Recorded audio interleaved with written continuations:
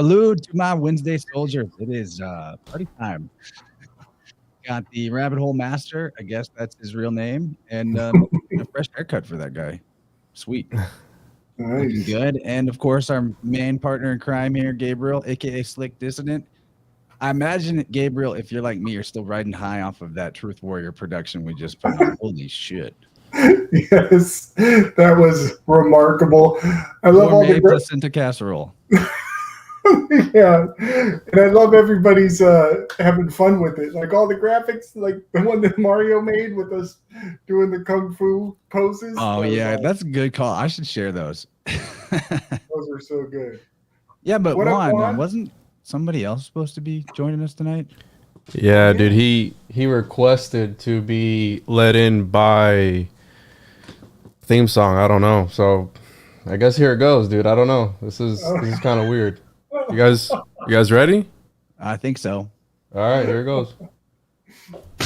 He's a paranoid American.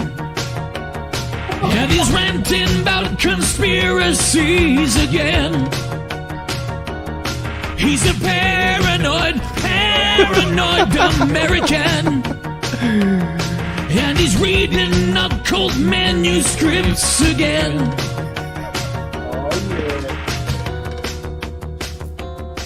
How many thousands of dollars did that cost? That was the best $12.50 I've spent in a very long time. You can't even get a gallon of diesel for that. I think I spent more than that on like an avocado the other day. Holy shit. I think that's exactly how much money it costs for a head of lettuce in Australia, according to our friend Lucas King. Wow. That's not that huge Australian lettuce, though. That was great. Dinosaur lettuce. I heard that that's fake. Dinosaur lettuce? Dinosaurs didn't exist, according to some people, right?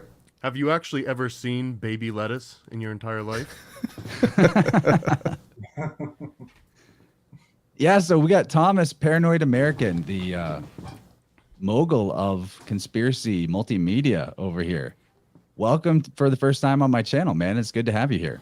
Thank you so much. I feel at home already. Look at these guys. Look at who we're surrounded with already.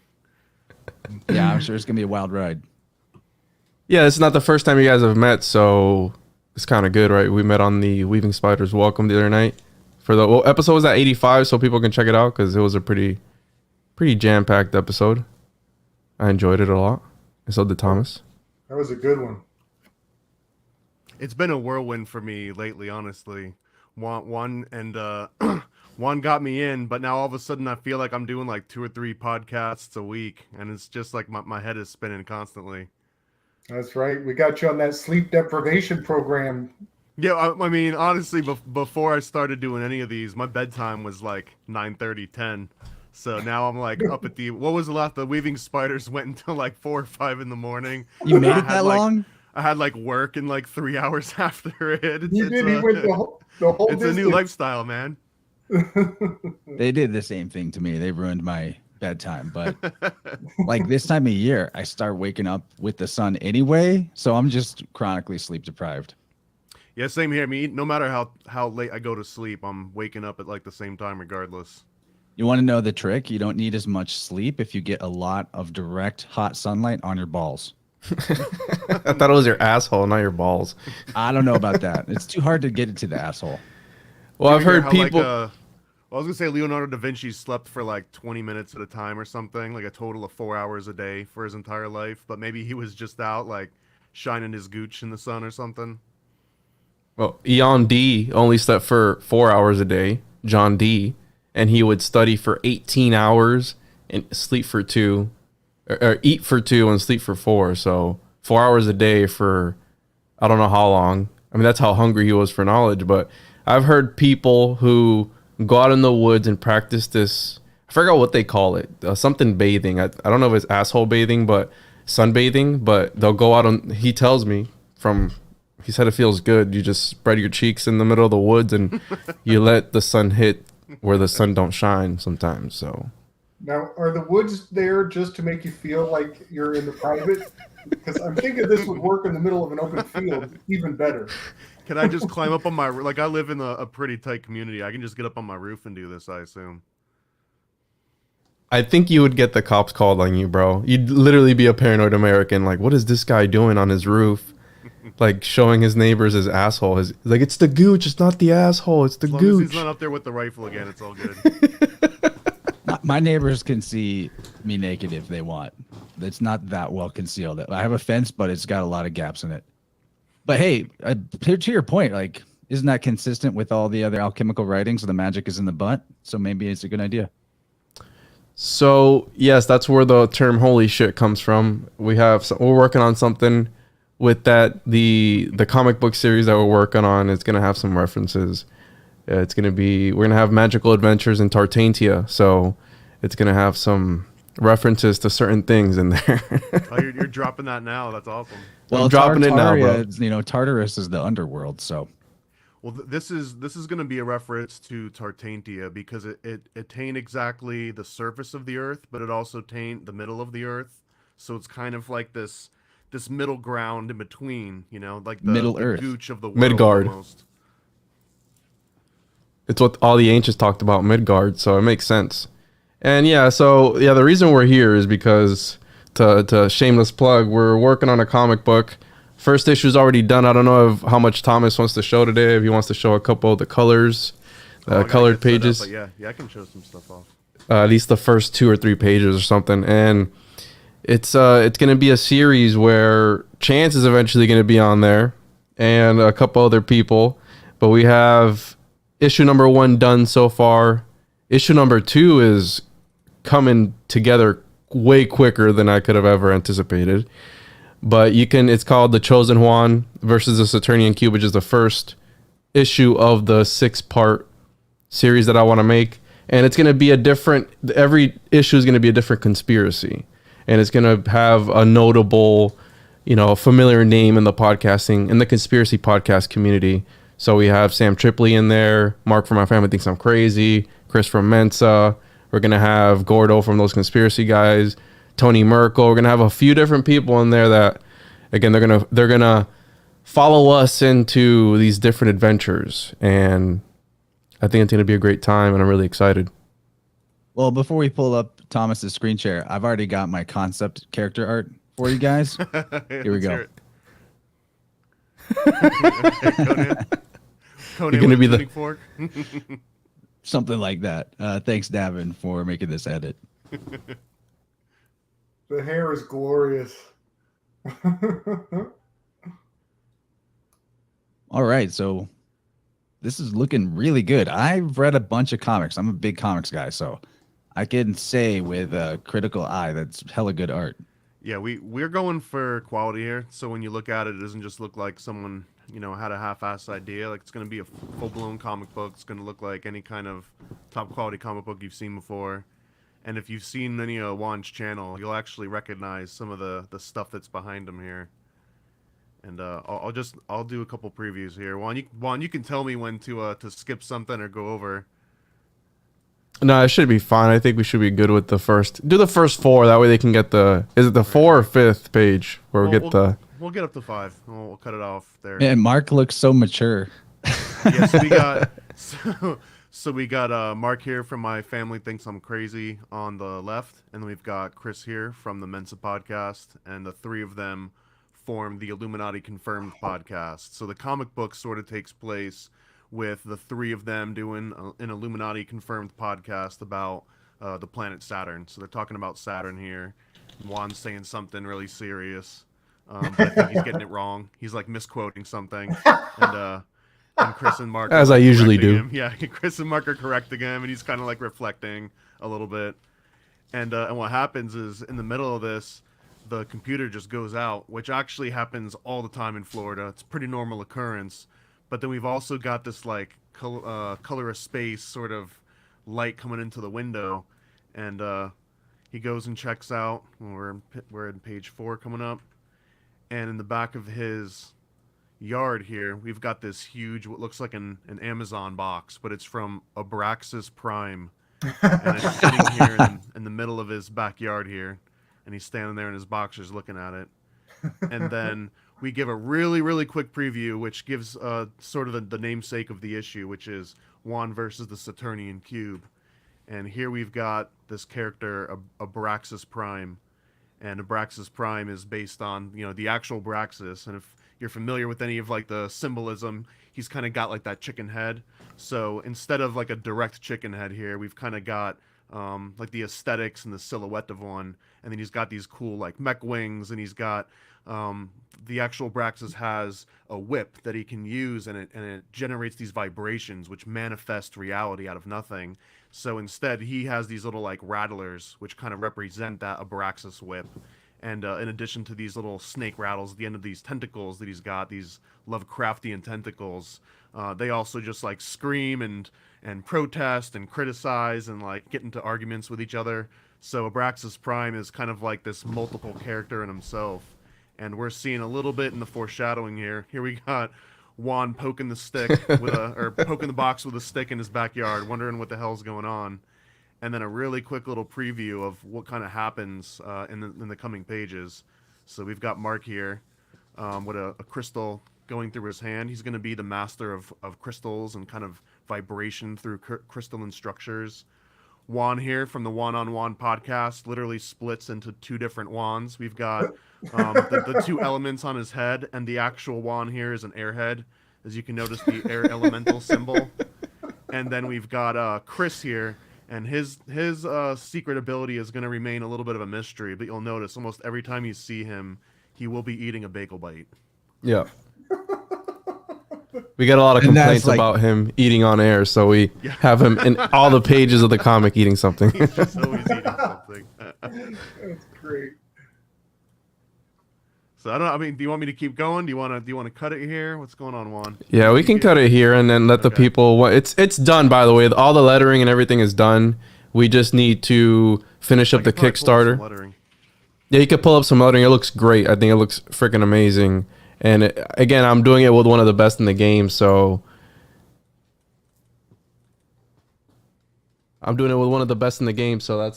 that also helps a lot, because he has streamlined the entire process. And it's a lot of people don't understand how usually the people who contribute nothing to a project have the most to say about something. So I've learned that the hard way, and people don't understand how much time actually and money goes into making a comic. You would think it's something not dumb, but it's like, oh, a comic book, you know what I mean? But it takes a lot of time and money. There's one guy for the concept art. There's another guy for the letters. There's another guy for the coloring. There's another guy for the shading. There's another guy for every single little thing. There's one person. So I'm glad to be doing it with one of the best in the game, where he's done over 50. What is it? Over 50 titles, Thomas? I made a list, and if everything goes on track by the end of this year, it'll be at 47. So next year for sure, I'll have 50 separate, comics created and published. 47. That's Illuminati confirmed right there. Oh shit! Go drop it on me, man. Drop it on me. Illuminati confirmed. There you go. Well, we know Thomas is Illuminati anyways. He's actually a homunculi, so for a homunculus. So if you guys didn't know, we just taught him how to do tricks and how to write comics. So that's his special ability. As a homunculus, he's able to write comics and come up with different ideas. So, wait, I'm looking forward to it. There's a lot of what we want to do is inspire the people within the conspiracy podcast community, or not conspirituality, whatever. Let's not call it conspiracy, but alternative thought, the Alt Media United group, to come up with their own comic ideas and hopefully present them to Thomas, and he can put something together. There's already a couple people who are working on another comic inspired by my comic, and we're going to make it to where we can jump in each other's universes. So it'll be like an Alt Media United universe where we can all do a cross-pollination, and Chance will come up with the InnerVerse podcast comic, and, we could all be in there and jump around, and we already have our concept art. So the artist can go based off of that. And I think it's a really good, like a collaborative community thing where we can turn it into something fun. Like, yeah, be you the look at Marvel universe or DC universe. I mean, we're not talking 20 or 50 characters. I mean, there's hundreds of characters, and just we might consider like this conspiracy, occult, esoteric podcast community niche, but I mean, we're talking thousands of people that are in here, and and everyone's really creative. Everyone's got brand new ideas, fresh ideas that haven't really been put out, and sort of popular medium yet. You know, like we're making our way to there, and I'm hoping to be just helpful conduit. You know, linking some great minds with great artists and great writers, and helping, because I mean, I talked to an artist today that was saying like, yeah, I've been trying to work on this comic book forever, and he's got the skills and he's got everything you need to do it, but he just hasn't figured out how to sit down and like write the story and draw towards that story. It's like you can keep drawing hundreds and hundreds of pictures and you'll never kind of have a coherent story. And then there's writers out there that have the story in their mind, but they don't have the artwork, and just figuring out how to connect those people. That alone, it's just like, it's the coolest thing ever, because it's so addictive. Like, you connect them and then you see 6 months later, they're like, oh, I've got 3 different projects going on, and you know, I don't have time for everything, but I love hearing that. This is badass. I just sent you something, Chance, so you can pull that up. That's coming up in issue number 2, which is, it hit me like a bag of bricks, the triple Lee concept. Oh yeah, you broke the Tripoli code. Yeah.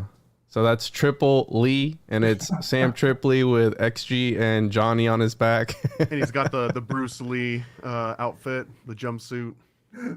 That's awesome. So it's awesome. It's going to be a lot of fun things that we're going to put together. We're going to throw like shade at certain conspiracies and just make fun of it, because at the end of the day, it's not taking yourself too seriously, right? Having fun with it and seeing what comes of it. So, you know, Mark's beefing with you in the chat. Like, you said that he got his mustache wrong, and he needs credit for this right here too. That's what Mark usually does, bro. It's all good though. I like how you got the. Well, he's the welcome to come fingers, up here. The Masonic fingers in there. Oh man, Johnny's throwing it. That's on the artist, man. Artist is in like a secret society too. Oh, yeah, I don't think that wasn't part of it, but sure. Oh yeah, that's awesome. Right, you can't slip anything past Gabe. Gabe's gonna catch every single symbol in there. Yeah, we love you too, Mark. If Mark wants to hop I gotta in send here, you some some other comics that are supposed to have symbols in them, and see how many like I missed that are still in there. You know what I mean? Hell yeah. That's the beauty of the creative process, is through the imagination, stuff comes through that wasn't intended, but is still in alignment with like the overall meaning, or somehow resonant on point. And it's like a muscle too, man. It's like a muscle that you got to work out and flex. You know, imagination. Because like when you first start doing it, it's just nonstop what they call blank canvas theory, where you just walk in front of a big white blank canvas, and you've got every tool and color in the world at your disposal, and you're just overwhelmed with, you know, like, what's the first stroke? What's the first thing I make? What if I do it wrong? What if there's something better that I could have done?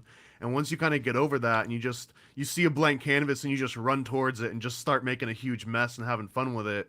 Like, after you do that 20 or 30 times, then you kind of get an idea of, like, then you know where the first stroke goes, you know what I mean? And you realize that it's not going to be the end of the world if you could have made it at this other angle and this other color, because it's just about getting the idea down onto the canvas. And it's like, you could paint the same idea 1,000 different ways, and as long as that idea is really clear and pulls people in, it doesn't matter what perspective and what medium you use to create it. I like to say that about creativity, that the people that think they aren't creative, they're really just indecisive. You know, the creative process is just about one foot in front of the other, metaphorically They're just too speaking. critical. Anyone that thinks they're not creative is just being overly critical of themselves, which is maybe even a sign of, you know, like being like a perfectionist in your creativity. And I think it's a conspiracy. I was talking about it, I think it was on, I forgot where we talked about it. I think it might have been on Weaving Spiders Welcome, where there is this conspiracy of, as kids, we were always told, use your imagination, use your imagination. And it's like, you know, manifest your, like, you can be whatever you want to be. And then as a grown up, they're just like, Gabe, grow up. You know what I mean? Like, grow up, you know, get in tune with reality, whatever that is. And I think that's part of the conspiracy, where, you know, as a kid, they just let them move along and imagine a limitless world in your mind. And then as an adult, they cap that on you, and they just don't let you.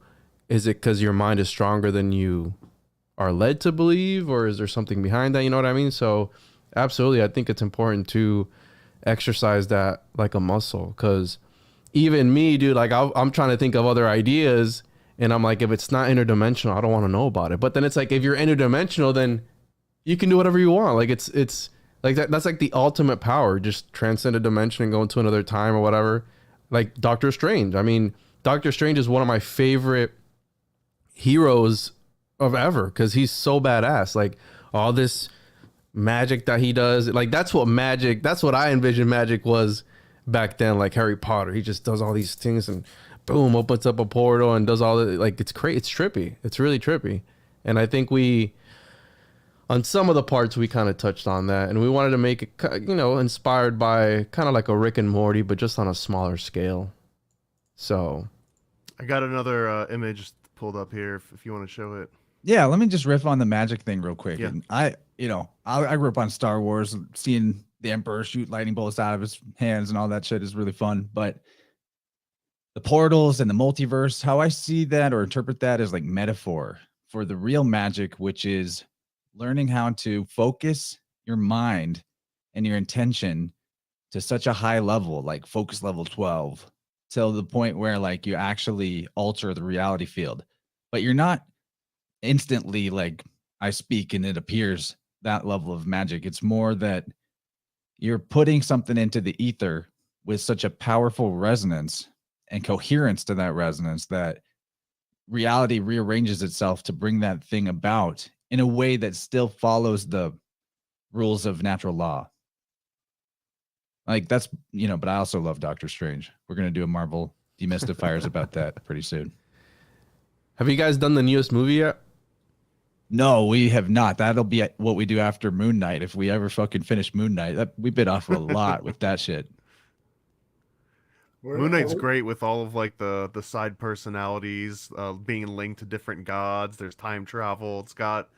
I mean, even before this series came out, Moon Knight was always sort of this like off-kiltered side of the Marvel universe that I'm really happy that it actually kind of got brought out into the mainstream.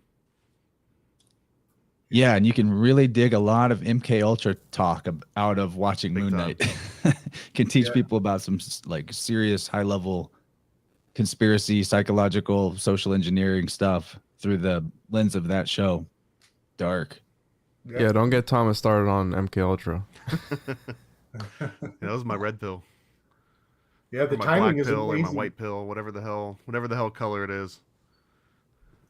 The timing of MK Night, Moon Knight is pretty fascinating as well. We were just talking about right. like the suppression of creativity and specifically in schooling. And I just had these two. This is from issue 3 of Time Samplers, which you can read for free on paranoidamerican.com right now.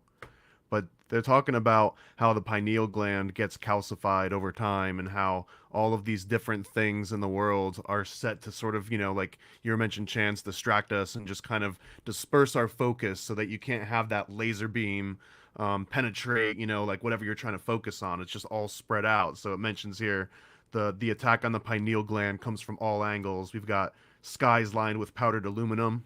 We've got vaccines. We've got electric smog, irregular sleeping patterns, which we were just talking about, and I blame you, Juan, for this part.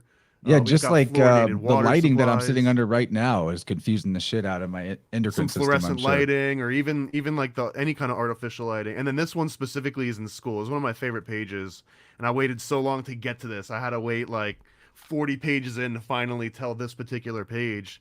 But it's talking about how the education system, they separate. So it says verbatim, American education system is a perfect example of government-sponsored mind control, and I 100% fully believe this. Oh, And yeah. the example I've got is that you've got these literal Pavlovian triggers, which are the school bells that separate the different classes. And what they're doing is it's like, okay, here's what math is, here's what logic is. Bell rings, okay, forget about how math and forget about how logic work. Now we're going to do artwork and music. Okay, bell rings, now switch over into science. And it's kind of made like this so that you don't automatically combine these different disciplines into like one, you know, main sort of like learning experience. They're all compartmentalized, and this is just designing everyone to kind of have these compartmentalized jobs. And we've got this guy in the background kind of getting like picked on because he's reading a comic book, and then he's playing guitar at the party. And then you see, you know, the guy that is sort of like playing by the rules. Here he is behind his computer. That's probably all of us right now. And then the other dude that wants to be creative, he doesn't really fit into this big city society. So here he is on the beach, you know, chilling with his dog, playing guitar, you know, just enjoying life. And here's, you know, the flower of life behind him, kind of showing that he understands the actual vibrations and the actual reality of the world. Whereas, you know, normal society represented by the lame dude on the left, he's the one that kind of went through the whole system, and he was compartmentalized. So this is one of my favorite sort of like things to point out to people, specifically the Pavlovian bells, separating art and science and not allowing you to sort of learn them both at the same time. And I mean, MK Ultra all the way down, right? Just like the Turtles. That's awesome. That's awesome. This is so good, dude. So, Chance, could you pull up that little graphic I just dropped in the Vibe Rant? Because it's, I mean, Yeah, so I saw it. I'm definitely gonna pull it up. I knew you were going there. right in mind. It's amazing. It is so on. Like I love that Gabe meme. We need a different word though. Your memes are like something else. But what I want to say about the education system, it is completely Pavlovian, as you say. It's obviously mind control. When you look in, like, it's not even a theory. It's not even conspiracy theory what the education system is based off of. When you go back to the history of it, just for a little quick recap, if anybody is unaware of this, there wasn't state-sponsored education. There wasn't like mandatory send your kids to the, you know, entrainment indoctrination factory for 8 hours a day, 5 days a week for 12 years. People had their kids at home, teaching them real life skills like how to grow food and how to milk a cow and, you know, build a barn, stuff like that. And there was important shit. Yeah, the Prussian government had some war going on. I can't remember You're gonna what get conflict. me started, man. You're gonna get me started. Let's get it. Why not? But they had a war going on, and their soldiers were like, you know, this seems retarded. I'd rather go home than just die in a meat grinder. So I'm going to do that. And they're like, the government's like, we can't have people making decisions for themselves based on what's right and good for them. We need to make sure that from the beginning, they're completely trained to follow orders from their superiors without question. And they developed the Prussian education system model. And long story short, not even that long of a story. It was so quickly effective within like a generation that the other countries were scrambling to figure out how to adopt that and adapt their own version of it. And the United States did it. And when it was first instituted, I believe it was Maine was the first state to actually force mandatory education from like by the government. And the parents back then, they knew that shit was whack. And they actually, the government, if I'm not mistaken, escorted the children to the schoolhouses with the National Guard, like armed escort to make sure that the parents couldn't say no to it. It's fucking crazy. We think we live in like the best country ever, but They do that now though. If you don't send your kids to school, they come a knocking. yeah, Like, it's hey, just not what's the up? National Guard, it's the police. Yeah, that's the underlining threat though, right? Like if your kid's truant enough times, then the cops come, and if you still don't rectify it, then, you know, and if you don't answer the door, or if you're not compliant, then the guns come out. So there's always that threat of violence. And I want to mention real quick too, before I know Gabe or Juan go on one of their rants, but that another side effect of the Prussian system, it wasn't just mind control programming that worked so well. They also instituted the entire concept of, oh, you want to do this thing, you want to be a plumber or an electrician or a teacher, you got to get that paper, you got to get that license that says that you went through this government sponsored, you know, system of checks and balances, and now you're allowed to be a teacher or whatever. Without that whole licensing aspect, the Prussian system would have fallen apart. And that's kind of like, that's not the carrot, right? That's like the whip aspect of it. I think that's just more tools for the government to be able to make money and just milk the system for what it is. Because at the end of the day, if you really think about it, okay, and I know it's going to sound ridiculous, but what makes a doctor above a Thomas? What, a piece of paper? They put more hours in than anybody else. They paid more money than you. They spent all those years. They suck more banker dicks. Exactly. I mean, Nobody does more than I do, Gabe. Come on. nobody sucks more dicks than Thomas. So, but Banker again, dicks. I've got standards. I got to be a banker. banker dick. So again, it's this idea of work in this hierarchy for a system that I saw today. Somebody posted a clip on Instagram. It was like in 1913 when the Federal Reserve Act went into. They signed it on a holiday out of nowhere. Woodrow Wilson. Yeah, Woodrow Wilson. Thank you, homie. Out of nowhere, they just signed it in. Everyone was on vacation, and then right before that we had the Titanic and that whole conspiracy behind that. So again, it's a system that revolves around a piece of paper, a simulacra, that at the end of the day means absolutely nothing, and the only thing holding it together is faith, and faith alone. Because if you really stop to think about it, it's nothing. But people are so indoctrinated and so brainwashed that that's how it's going to continue to be for the rest of history. So, you know what though? That piece of paper, that license, that word tells you everything if you know about words. Before it represented the meaning of like your permission from your master, the actual meaning of license is excess of liberty, exorbitant freedom, freedom abused, or used in contempt of law or decorum. It's like the opposite of what it actually is, which almost seems like a cruel joke, right? Exactly. Like when you're licentious, you're basically like sinful. So the entire concept of asking permission from Big Daddy to do what is normally right, true, and good for yourself or for others is itself like a total sin. It reminds me of I think it was a Jordan Maxwell rant, R.I.P. Jordan Maxwell, but he gets deep into like the maritime law, and there was one part where he brings up that like the defendant or like whoever's there without representation, like the actual maritime law definition describes you as like a monster, like a literal monster that is incapable of representing yourself. Therefore, you need this lawyer who's an actual human being to represent you, this monster that has no voice or like decorum to present yourself before the almighty judge and the jury. Yeah, we covered what monster means in the legal dictionaries with David Whitehead the Oh yeah, other so day. you know exactly what I'm talking about. This reminds me very much of that, like the term license. All right, Gabe, you ready? It's an insult. Ready to bring up your Bell decode? Yeah, brother. Because we're talking about those bells. I mean, you know who Bell is, right? Bell is basically the demiurge. Baal.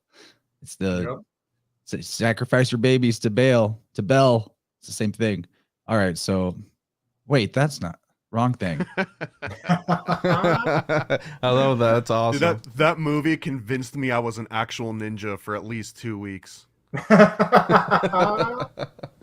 That's awesome. I think I was a ninja for like 6 Halloweens in a row. Yeah, I mean, I saw that in the theater at like the height of when it came out, and I was like the age for who it was made for. Yeah, I think the last time I was a ninja, I think I was like 28 or 29 for Halloween.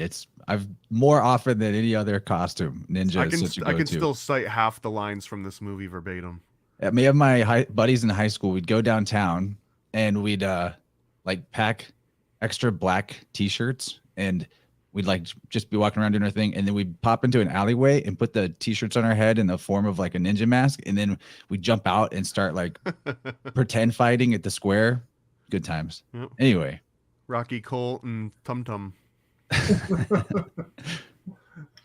So this was a post that Chance, I think you put this up a while back, and I just snagged it and had to put another layer on top.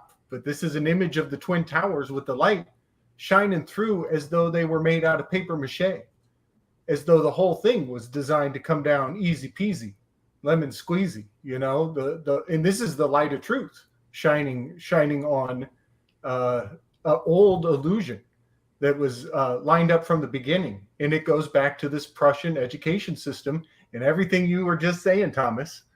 What Pavlovian sound did your school use to program you to stop thinking, change the subject, and move on? Was it a bell ding, or was it the word building?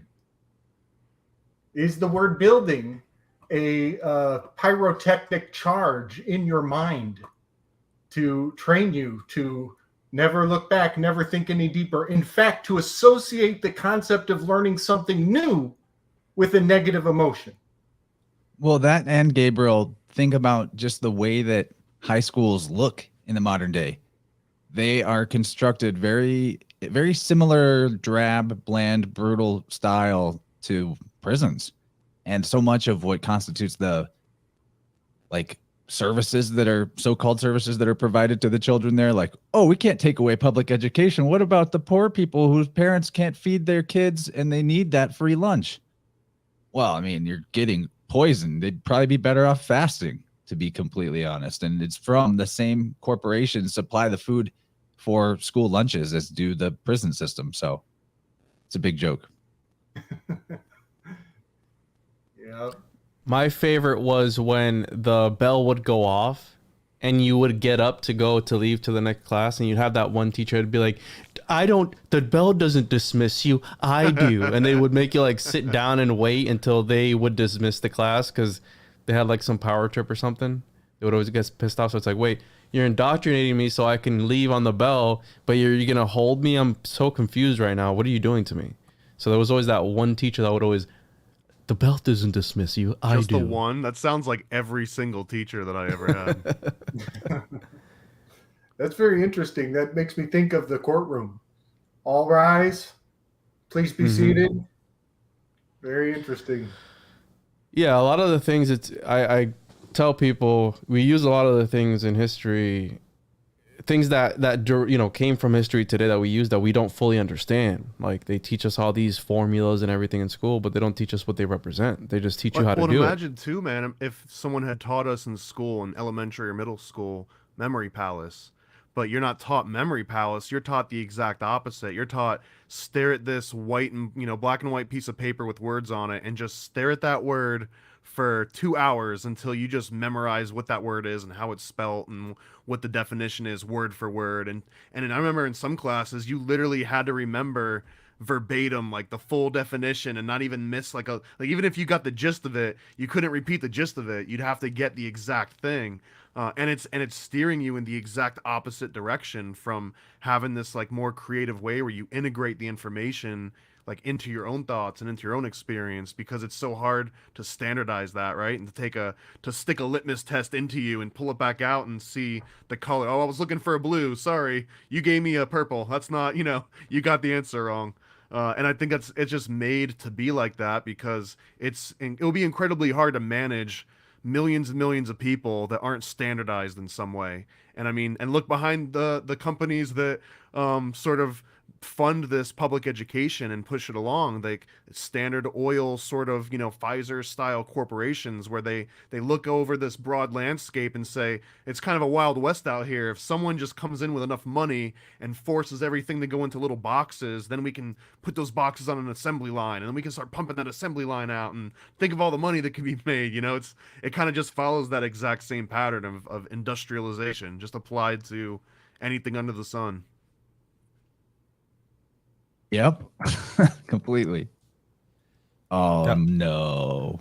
What the fuck? Oh, shit. Here we go. Shit. What the fuck?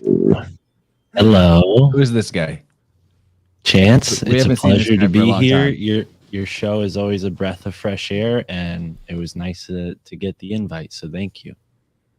Wow. So polite and so kind. We're here to have fun, Mark, not be like all stuck up. Well, I'm I just like kidding, to kiss man. a little I'm ass. so glad you to know? see you, buddy. Seriously, super glad to see you. I'll kiss a little ass since Thomas said he's going to suck some banker dick. So here we are.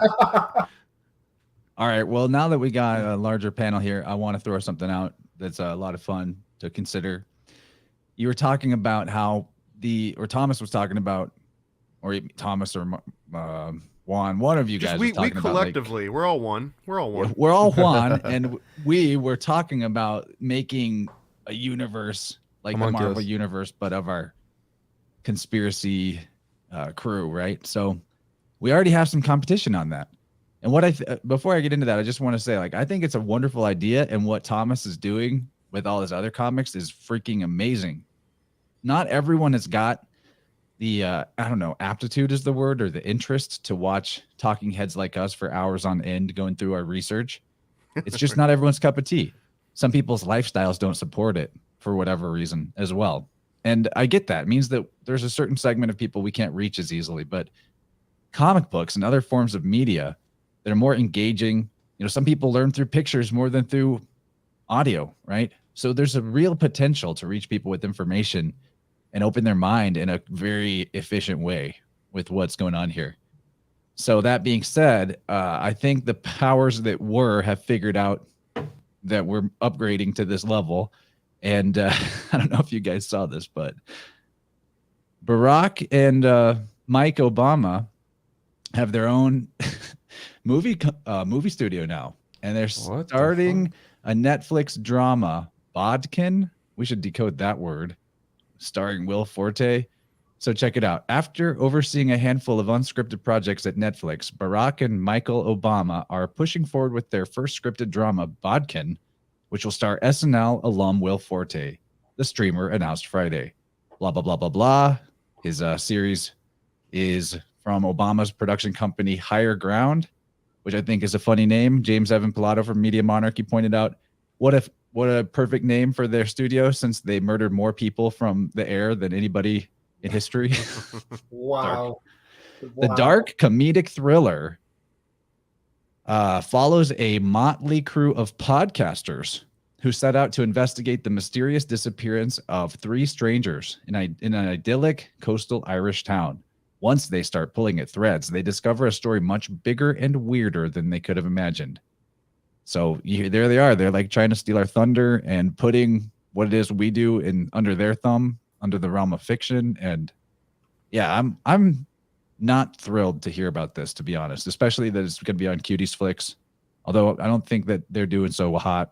I hear they've been laying off a lot of people. I gotta say, we invite the comparison here because there's nothing that you're gonna see or hear or read that's gonna compare to the crazy stuff that's gonna happen in issue 2 and issue 3 specifically.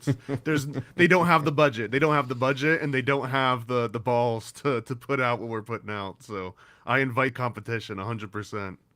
Can I drop something real quick on the stream so that the reptilian overlords are pleased with us? Yeah, dude. The official sponsor of today's stream is brought to you by Pfizer. And we love Joe Biden. So just in case they hear us, so they don't pull the stream, I just make sure I slide that in there, dude. Sorry. We need more sponsors than that. Can we get here. BlackRock as a sponsor? Possibly. The black cube of Saturn. Absolutely. So, yeah, sometimes Thomas will send me some ideas, and I'll be like, dude, it's pretty dark, but just send it. Fuck it, because it's about that shock, that initial shock. If you can just get it out of the way at first, don't tread lightly. No, just get it out of the way at first and get it over and done with. So, yeah, absolutely, we do challenge them to. That's the whole thing about reptilians, right? They're not as creative. They can only invert and only reuse things. So I don't really have much faith in that. Yeah, well said. That's true. They're scavengers. They're culture vultures. They don't have their own imagination portal to work with other than to imagine dark greed type scenarios, I guess. Well, it's said that they're recycling unfinished projects at Netflix, that they were looking through unfinished projects and they were that inspired them or something. Is that what that said at first? Did I hear that correctly? Like bottom feeders. Oh. There was a movie that came out, and I'm the worst person to reference movies because I don't own any way to watch movies and I never go to theaters. But there was a movie that came out that was really big. There was like the big mecha guys fighting each other. And the whole plot of that was that they were podcasters. Do you guys remember which movie I'm talking about? Is like Pacifica Rim or something like that? Oh, Pacific yeah. Rim? Yeah. Pacific Rising? Yeah, I think one of the main characters was a caricature of the guy I just mentioned, James Evan Pilato from Media Monarchy.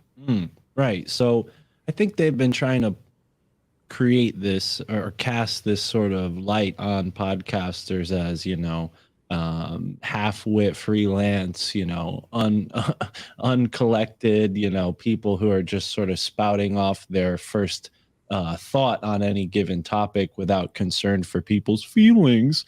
So yeah, that's not not surprising at all that the renegade Barack Obama all of a sudden ditched Bruce Springsteen and started hanging out with Will Forte to make Netflix movies. I don't know. He seems pretty bad at picking industry. He went to, dying rock star. Now he's going to dying Netflix. So we'll see what happens.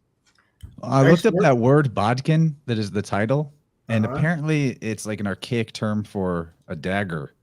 It's an instrument of steel, bone, ivory, or the like with a small blade and a sharp point for making holes by piercing. Sounds like a rape needle. Or ceremonial purposes? It's like just like that word itself, it invites the comparison to vampires and parasites right out the gate. So, Mark, I noticed you used his CIA code name there, Renegade. Well, that's the name of his podcast that he did with Bruce Springsteen. So I didn't even realize that was his CIA code name, but it makes sense that he would make a podcast with. You guys realize Barack Obama's a podcaster too, right? Oh, dude, I listen to this podcast all the time, bro. I fucking love everybody. Barack It's Obama. the number one podcast ever made, based on the statistics. So everyone has to have heard it. But yeah, Bruce Springsteen and Barack Obama had a podcast called You mean Renegades. President Barack Obama? I mean, No, I use it don't with mean- a little bit of respect in front of the man's name. Jesus. All You right. guys aren't even getting his Everything name he's right. done His for name's us? Barry Come on. Satoro. All right, sorry. Okay. Caliphate leader Barry Satoro Obama, that guy, yes. Wow. So that name, Renegade, he's a joker. He's a real joker. There's a bit of an anagram hanging out in that name. If anybody wants to extract the not funny word that I won't say on the air from the middle of the word renegade, and then play around with the leftover letters.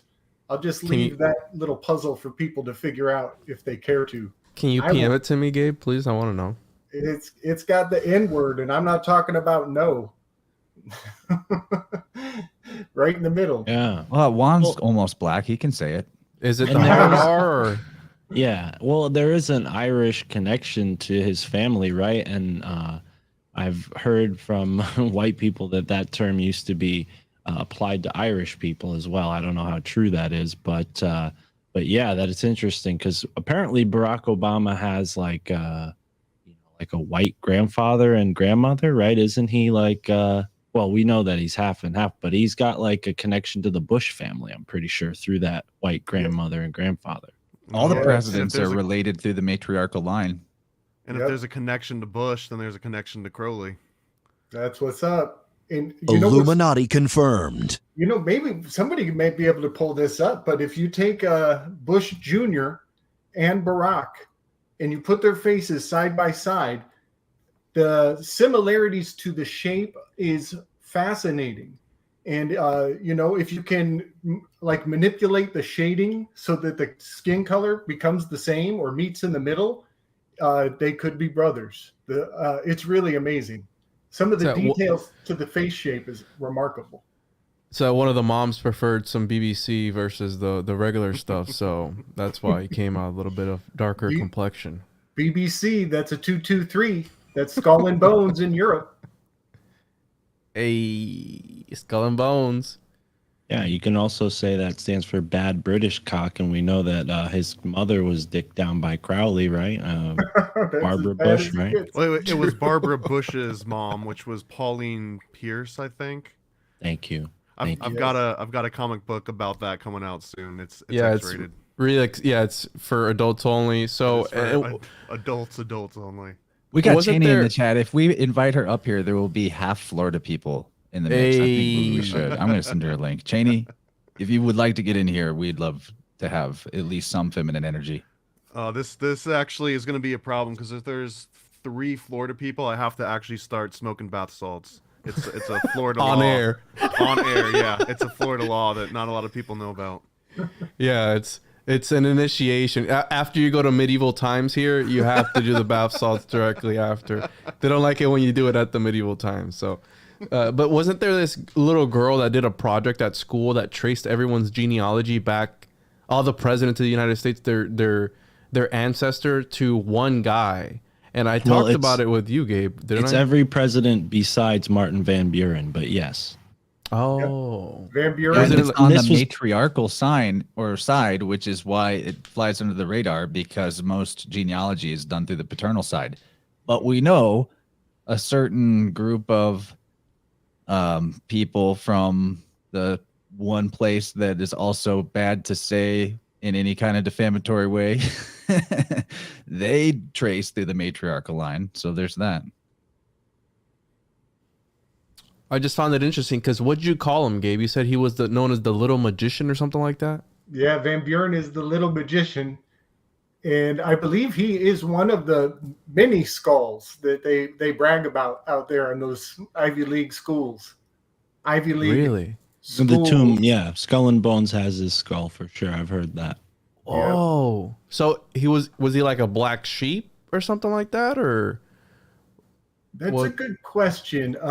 So the reason why Martin Van Buren became elected was because he actually the phrase "okay," right? That word only came into our zeitgeist in the language because of him. His nickname was Old Kinderhook. He came from a place called Kinderhook, New York, and he really like innovated the political slogan so that people associated the phrase "okay" with him and the check mark, right? People had never seen the check mark symbol before, but that's how you would vote on a box. So he kind of like put this idea into the American consciousness of like, okay, check, you know, and some people argue that that's the only reason why Martin Van Buren got elected, because he used a sort of pneumatic or mnemonic trick like that.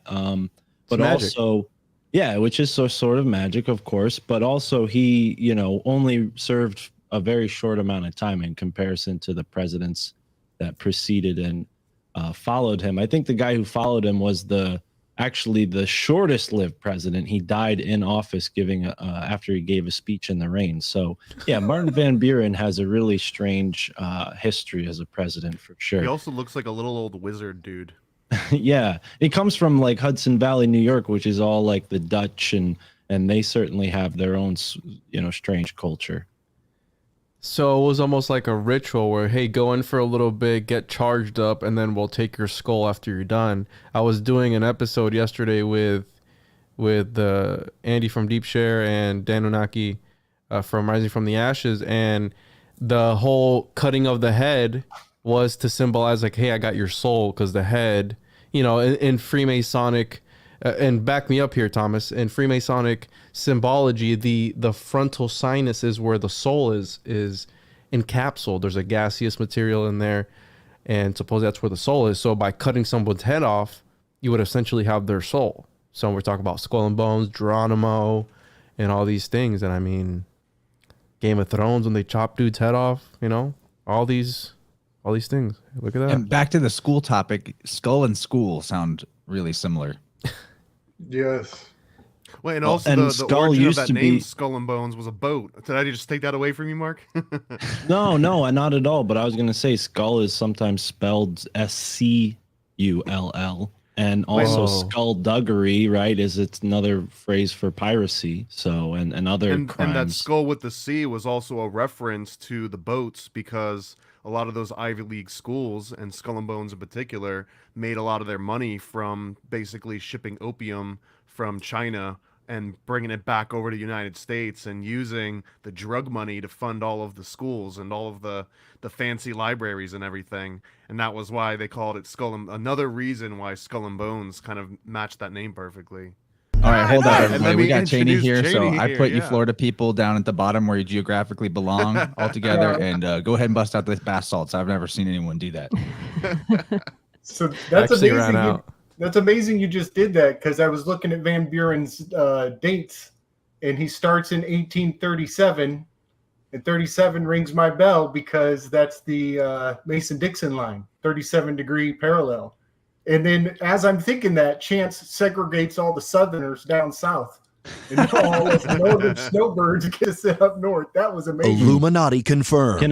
Can I correct myself real quick, because this might be important? So I misspoke. Van Buren was preceded by Andrew Jackson, who was like a prominent Mason in United States history. So maybe that's what explains that, why they would take his skull, because Skull and Bones is a pretty Freemasonic influenced group, even though they're not a pure Freemasonic organization. But the guy who followed Andrew Jackson, oh, never mind. I'm mixed. I'm stupid. It's, I take it's all Jackson that back. Van Buren and then William. Yeah, Henry you're right. Harrison. Forget it. But maybe How that's what it stoned are is. you? Maybe because he took over Jackson's place and defeated him. They're like, all right, well, we're gonna take your skull now. I got my cheat sheet right here. Thank you. Yes, that was so I was right the first time, and then I erroneously corrected myself. Your Yeah, people first are confused instincts as are fuck. usually the correct ones. You got a little bit of ketchup on JFK's head there.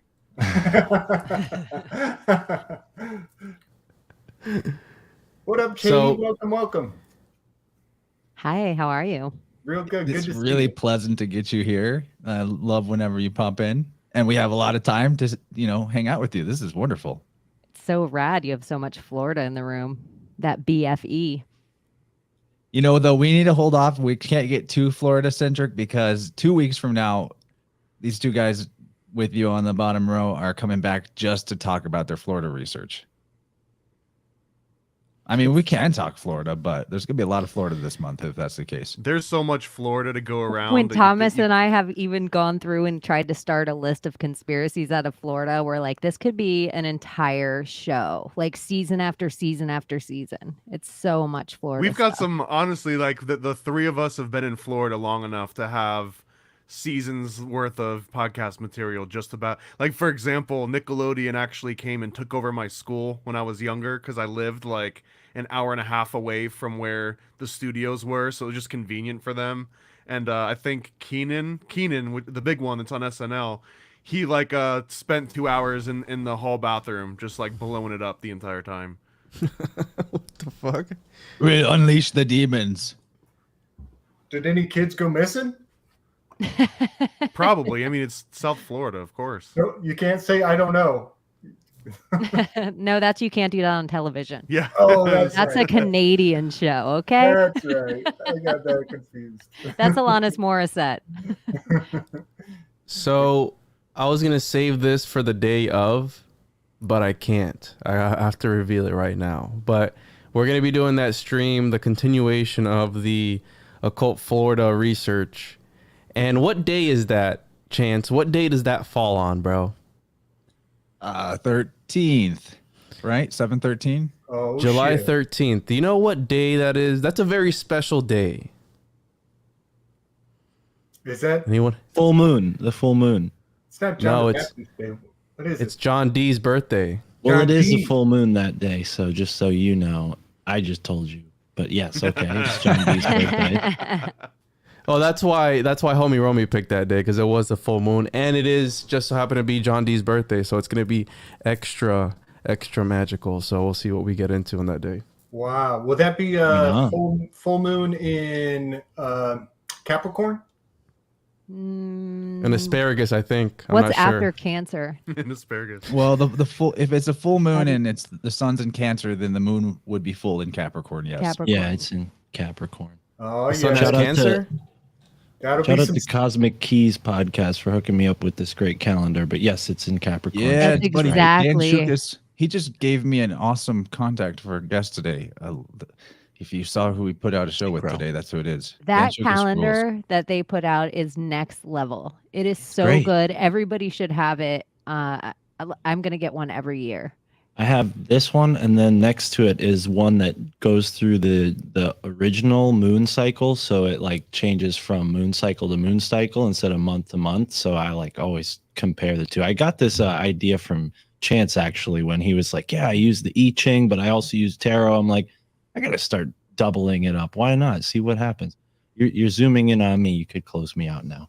I was just appreciating, all the visual feast going on with you, not just your background, but this very professional. It's like a hippie's wet dream Right. there in that room, dude. It's like, Does it smell like patchouli in there? I- That's To be how honest. my shit looked when I was earlier in podcasting, and now like, Well, I'm just All pure my white. bookshelves come from the back of a gas station, so it's very do it yourself. I go and get milk crates, and then I buy a bunch of books to fill the milk crates. So yeah, that's what you see behind me. I got my Sam Tripoli shrine behind me, 3 Sam Tripoli posters, and Thomas, he made this really awesome cover for he already had this comic book out, Geronimo's Grave, but it fits in perfectly with what we're working on with Skull and Bones, which is why I'm not so present in the Chosen One comic boardroom, but that's okay. We're all working on different fun things. Yeah, we're all working on a bunch of different projects. And like I said, hopefully people will be inspired to start their own thing and hit up Thomas. He'll hook you up and start your own universe, and you can cross-pollinate with us. I'll let you use Abraxas, whoever you want. And Thomas, will you make an adaptation for comics of the Animorphs book series that I love from when I was a kid? I don't really want to do any work, but I can consult with you about accuracy. Sure, man. Whatever is in you, let's get it out. I mean, it sounds like it needs to be extracted, even if the result isn't great. We need to get it the hell out of you, Dude, man. it's the most Gnostic story of all time. Like brain slug aliens come and infest all of the authority figures on Earth, and a bunch of teenagers who can shamanically transform into animals have to become tigers and bears and slaughter deadly alien races in secret without being captured. Was that really it? Yeah, that's really it. It's like I loved super that deep. show. I loved that show. When I was I remember kid, the show was books. garbage. Books were great. well, that's what I never meant. watched the But show. either way, Chance is an Animorph. yeah, I wanted to be an Animorph so bad when I was a kid. I have that. Yeah. Does like, anyone just- remember this show called Ghostwriter? It was like this might be older than most of the people in here, but it was like a religious show or like a church show, but it was all about kids that found this like haunted diary, and they were literally just like summoning spirits and demons that would like guide them through life. But it was like a religious show. It's so weird. Dude, that's a That's me sweet turning cup into my holder, tiger bro. morph. That's my main battle morph. Let's talk about that fucking cup holder, dog. Shout, shout out Jenny B for creating this. Is this maybe because of the Susquehanna Alchemy T-shirt that you're able to transform like that? That's part of it. And I got the powers from a Flattoberfest alien species. I love it. That's where it happened. So what were they trying to do to us when we were reading Goosebumps? Because I remember as a kid reading those books, the Goosebump books. Was that a ritual? Were we a part of some initiation at all? Because there was like, there was the ones that you would flip to a certain page like to pick what you wanted to do, and it's like you would die on some. Like, was that like a ceremony or something that was going on there? Well, Your own fate. Yeah, there is an initiatory value to the goose. The goose is the guardian of the temple. In Egypt, Rome, and China, they use flocks of geese to guard the temples. So if an invading army is like coming over the hillside, the geese will feel the vibration way before the people. And when the geese get disturbed, then the people in the temple know that some shit is coming up over the hill. So it does have initiatory value for sure. Oh shit! Here comes the gaggle. How the hell did we start talking about gooses? And I'm currently painting a goose right now. No way. Because I brought up Goosebumps, but So that's- weird. It's But- initiation. geese are dicks, bro. Like I would definitely put a goose up on like guard at my house because they go after you, bro. They'll terrorize you. So They'll goose you, bro. They'll goose you. If you were to look at just the silhouette of a goose, though, it's very dragon. We're lucky that the geese aren't as big as dragons. We'd be Whereas done, dude. We'd have no more bread. The other thing I'd be curious about the kind of books, the pick your own adventure books, if you knew the number series that the elite were going on then, like if you were to pick up one of those books now and you were to just read like page 33 or the numbers in a certain order, would the story be different if you knew how to speak the symbology that would have nothing to do with if you want this to happen, turn here, or if you want this to happen, turn here. But if you knew the coding, you could read an entirely different book. like a cipher. I think that explains what Alan Marcus is doing on the Weaving Spiders Flow State episodes, where he like reads to us from a choose your own adventure book, and then we all like collectively decide what choice to make. And then he picks up a different choose your own adventure book and goes to that page in that book. And he's just like switching from book to book and nobody knows what's going on. Maybe there's some secret Illuminati handshake happening there. You got the right idea. You just need the decoder ring so you know what you're doing. That's hilarious. But like the more I look into things, the more occult I see. And not everything is a conspiracy, but it sure as hell seems like everything is a conspiracy. Well, isn't Dungeons and Dragons just like an extrapolated version of the choose your own adventure thing? Like that's essentially what that is when you get into a role playing game. It's like a more immersive choose your own adventure experience. And that added to the Satanic Panic too. I mean, that was a big thing for the Satanic Panic because it's wizards and demons, and in the newer versions, you literally make a pact with a demon. Like there is instructions on how to make a pact with a demon, like an oath with a demon. So Role playing and LARPing are the really high magic. That would be how we would win battles and wars, and we would lay out a sacred space, or we might even do it on an altar in between a circle. Like a lot of the times everyone would watch and we would play it out in the battle as we saw it going, in front of a whole board.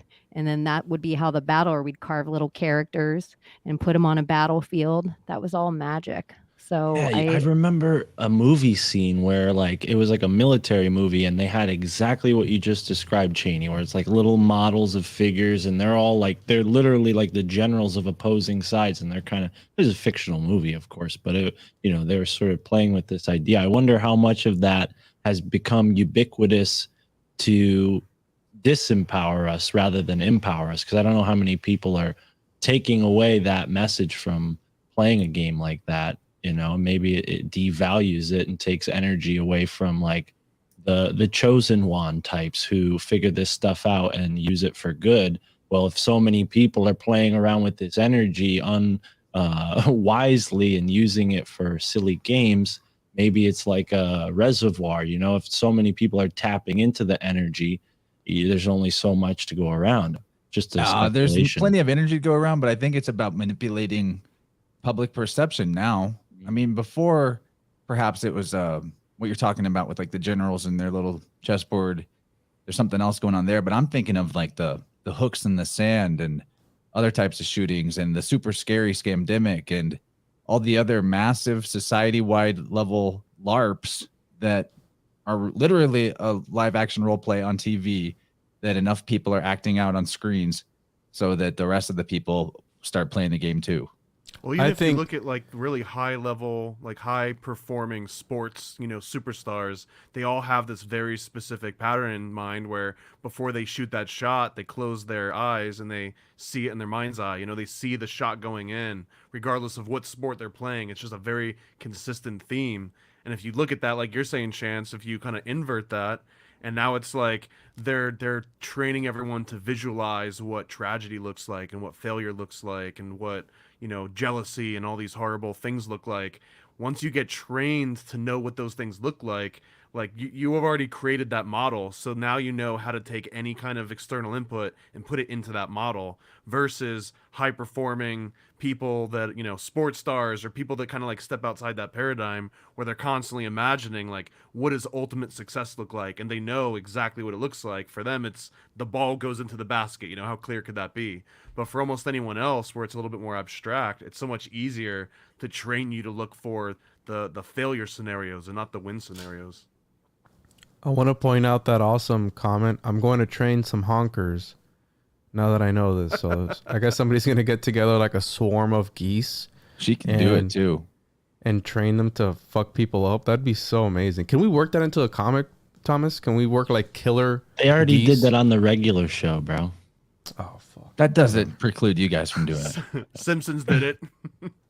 Anyways, so when the crew has to like fight Barack Obama later, and they get to his lair, and it's a big, it's like the Louvre in Paris, and he's all dressed up as Akhenaten, and he's guarding the whole chamber of his like secret conspiracy plan with mecha geese or some shit. I like to turn it up to 11, so my mind goes to. I'm almost positive that there is some sort of a mythological story of Zeus turning someone into a goose and then fucking them, or vice versa. Probably. Like he turned into a No, goose. he turned into a goose. So I'm and then imagining, he you know, we go lured bef- her with we, his Yeah, so we go that before Harold like a wouldn't know. pantheon of just like 12 god geese, and they're just there. They're gonna fuck you. Like that's what they're there for. Yeah, that's what you have. Like, you just make them pimp geese, and they're always just trying to run game. It's like, damn, Like look at they're the just dick on that always in the goose. background, and they're like, "Nice ass." And don't geese have the corkscrew like the ducks have, or is that unique to the ducks? Can you turn? Yeah, can you turn Ducks that are over, Mark? necrophiles, dude. Is there like a corkscrew under there? They do now. Oh, you got Oh, the it's girl. a You got the female. girl. Okay. He was practicing with that one. What are you doing with that, Mark? Yeah, yeah. But by the way, you I'm know. pretty sure it's called a ballistic penis. In case anyone is taking notes and that's on Jeopardy. The Alex corkscrew. Stein is going to And have for 72 mythological genders. correspondence accuracy, Mario pointed out quite factually that the story with Zeus is actually he turns into a swan. Well, and And someone I think points he out does Lita it on so the that his Swan, which is wife another won't great know one. that he's out banging, because somehow if he does it in the form of a different animal, then she won't notice. It's not He turns considered himself cheating. into like reeds at some point too, like grass. And Like, like all once kinds of he'd cool even turn stuff. himself into a golden ray of light. You know, just in And an case eagle. anybody wasn't sure that Zeus is really the sun, and that the priests of and the academic hoaxers have confused the issue over time.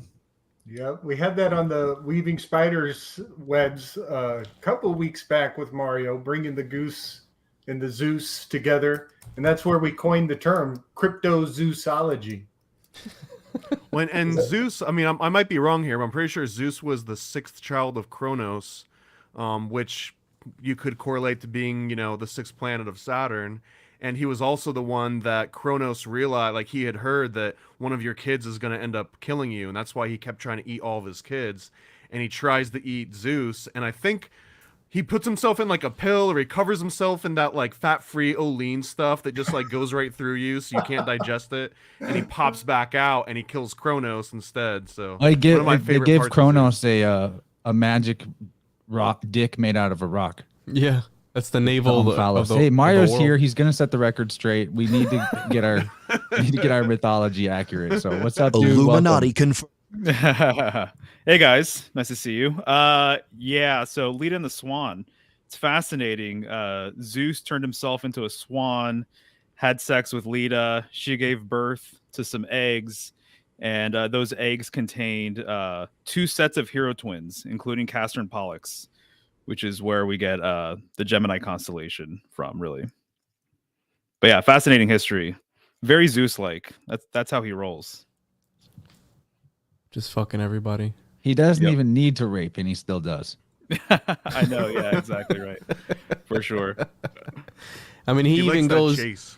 He even goes to lengths to hide one of his concubines, I guess, his mistresses, because he turns into a cow that lives with them, right? Am I getting that right? Io? He's Wasn't that done a it cow? all, man. He's done it all. Dude's Yeah, I think he's done the number cow one. Yeah, thing but too. Zeus is actually the thing about Zeus, who is Jupiter. He's actually also a chick. He's the original trans god. It's not very like talked about, but there are writings that from the ancients that describe that. And so when Zeus gets it on with Io, it's really, I believe, talking about like a hermaphroditic. What's the word? What's the word whenever you generate your own offspring without having sex? There's a fancy Asexual? Parthogenesis, 50-cent word. Yeah, because Io, the 1 and the 0, is an older name for the very same entity that becomes Jupiter. Io would be pronounced like yo, and the a and the ah sound are easily Io, interchanged yeah. between languages. Io is yo, is ya, is Yov, and Yov is a name for Jupiter. U is another version of it. Yep. Pater. So it's I think it's one of those deals. I was having this thought today on my walk, and it's quite awesome that this is the alignment. This conglomeration, this panel right here is on the same day I was having the thought. I think everybody's going to dig this. This is like really interesting. We kind of were going down this line on the Weaving Spiders web that time when Mario was talking about the goose. We were talking about, could it be that Zeus is the name is designed for you to give consent. You're saying yes to Zeus. And so this way, it's not considered rape. To say yes, Zeus, you're giving your consent. You're allowing the rapture, the rape of Europa, the rapture. You're going along with it. So that way the sacrifice doesn't have any of that resistance endocrine adrenaline in the sacrifice. You just go along with it, right? And when you die, you're happy. But could it be that Gnosis is the Antichrist? Is the saying, no, fuck this, man. This was fucked up. I'm not okay with this. I don't agree to these terms. Is that a thought? I think no is the lost word. No means no, Gabe. Yeah, man. It's my body, my choice, Gabriel. Y'all debate off, kiss my D. It's interesting we got into this Don't line of conversation, and I don't know if you guys noticed the background image. The crotches are very prominent on Juan's character and Chris's character. It's Ever the two since pillars, Mario bro. jumped in. It's Jacqueline and Boaz, right? Everything is Yeah, alchemical. Everything has an alchemical meaning. So Poor Mario, he's stuck down there. Yeah, bring Mario up with us. He's like Samson. There we go. there. All we right, go. Florida people back where they belong. Got it. That's right. That's right. Between the two dicks. Sorry. So back to this idea that there is like a reservoir of magic. I want to agree with that because it would make sense that back then only a certain class could interact with magical things. There was a shamanic class that could go on these journeys, and the regular lay person wasn't allowed to dabble in the workings of the gods or the whatever. There was obviously a hierarchy. So maybe that's true, or they do know that it's unlimited and anyone can tap into it, and that's why these lizards, they withhold people from being able to participate. And the whole their acts getting bigger and bigger, I think that just shows the levels of magicians. I think that as the world's a stage, right? As these magicians get more and more powerful, they're able to orchestrate bigger and bigger ceremonies with people who are unknowing that they're taking part in some ceremony. So everybody wear your mask. It's like, is that actually a thing? Or, well, at first they told us it was good, then they told us it was bad, then they told us it was good again. So it's like, yeah, it's just like flipping back and forth, but go ahead and partake in this ritual or this ceremony or whatever. And willingly, how you said, give up your energy to XYZ, and boom, there it is. They've manifested whatever it is that they want to manifest. And it seems like nowadays they're just shuffling through everything quicker and quicker. Like, we're done with that thing. We don't even talk about it anymore. Now it's something else. And in between, they were going to sprinkle in some Johnny Depp and some constitutional rulings and some just Lane stuff in there too, and all this other stuff. But yeah, we're just going to mix it up, before the aliens come. I think that's what's coming next, Project Bluebeam. Everything is ritual one, and every act that we partake in, no exceptions, is a vote for more of that in the world, not just from us. I think it's belief and intention too. So like what Mark was saying earlier about carving little figures on a battlefield, if you had an artist or if you spent all this time, like it's really easy for people to conceptualize a voodoo doll. Somebody makes something that with just a little bit of intention, it doesn't even look like you a ton, but these little figures that they were carving out back then looked just like you. So the amount of intention when belief is involved, once you believe it, like a seed of a mustard, once you believe it, that's where the magic lies. So what they're doing now on the level of like what Juan's talking about is they're showing us this stuff on the TV all the time, and they can CGI it to such a point that we believe it more than a little figure. We believe it more than a voodoo doll. It has all this belief. And even at least the people most of the time with the voodoo doll know what the voodoo doll is. They know the intention of the voodoo doll. They know the spell they're involved with the voodoo doll. People that are high generals at war know the spell they're involved in when they're laying out these figures on the table and talking about 5D game theory. But some more people now, because if you believe like a child, oh my gosh, the war in Ukraine, oh my gosh, these things, and they just take you, that's high magic they're just taking from you. The word loosh is just thrown around now, but I think energy is infinite. What high level magicians can do with energy, that is finite and learned. And sometimes what very high level people, high 5D people, they have so much powerful energy, they don't realize when their loosh is controlled how much can fall with that. Like their whole family unit, they're all wearing masks now for 2 years. They've shut their business down. Like they don't even realize that was a high magic spell. Everything they worked for their entire life was shut down. Not just their state, not just their business, not just their family's well-being. What they knew how to do forever was shut down. What their family may have done for generations was shut down. So it's just like the high magic that was done to us is because we're participating in the ritual is why it's so powerful. Standing 6 feet apart, chanting no justice, no peace, wearing our black hoodies up for Trayvon. All these wearing things a mask are ritual. and wearing a mask while holding a sign that says I can't breathe. But also, Cheney, to add to what you're saying, in Goetia and all these grimoires, right, every single entity has a specific job. So a certain entity can't do a certain thing when you ask it to do that one thing. It's only going to do what it's programmed to do and wherever it comes from. So by them switching and using different parts of our body to invoke different emotions, which are sort of elementals, I believe they're tapping into something else, because if you read all the Renaissance grimoires and all these things, it's this spirit is for this, this other spirit is for this. And if you summon a spirit that's to, communicate with somebody on the other side of the world, and you have one that just helps you find treasures, it's like, he's going to fucking look at you and go, why'd you call me up, dude? I'm not the one for that, call Belphegor or whoever the fuck else. That's incredible. There's these energies, like you're saying, but then there's also servitors that people are creating on the daily. Like you're just talking about somebody's servitor, like all these entities and all these energies. That's where it kind of gets into when people just think Satan, it's like, that idea can exist, but the amount of negative energies that are jumping on you from these rituals that you're not knowingly taking part in. Everybody's like, oh my God, I'm so scared to touch a Ouija board because you don't know what you might open. Well, you're doing that with drunk sex. You're doing that with watching the Super Bowl. You're YouTube doing that AI with, algorithm. it's like all these little things that you're not even paying attention to.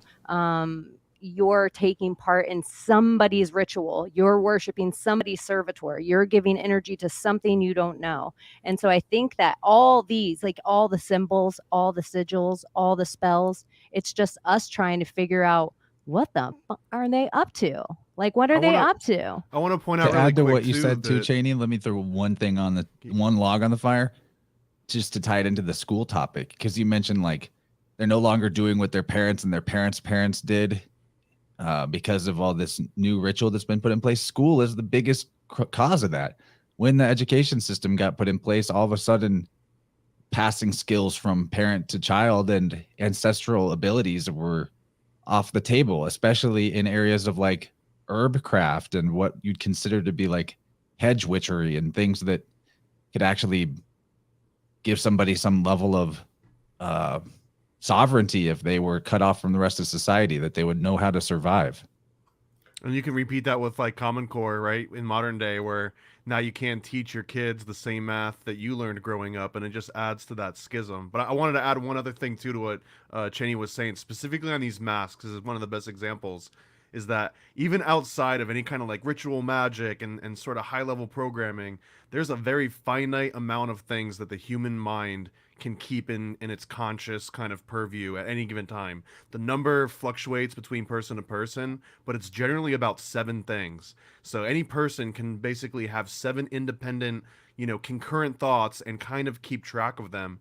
Now, if one of those thoughts is, I have to keep this mask on and like know if it's on and where I'm going if it's on, Just imagine that's 1/7 of your mental capacity removed from you. Now add, you're in the car and you have to abide by traffic laws. Well, now you're down to 5 left that you can kind of keep mentally, and just keep applying, almost like the Prussian system we were going back before. There's all of these like rules and regulations, and each of those things takes away one extra ability. So at a certain point, when all 7 of those slots are filled in your head, the next thing someone tells you, you just do because your brain is occupied with all these other commands. So then someone's like, hey, do this thing that makes absolutely just like, give me your guns, or give me your children, or I'm going to do this thing. Fucking fumbling around. Yeah, dude, you're so occupied. It's like, yeah, you're fumbling it. Oh, yeah. That's why people forget their do mask when whatever they're you gotta do. driving.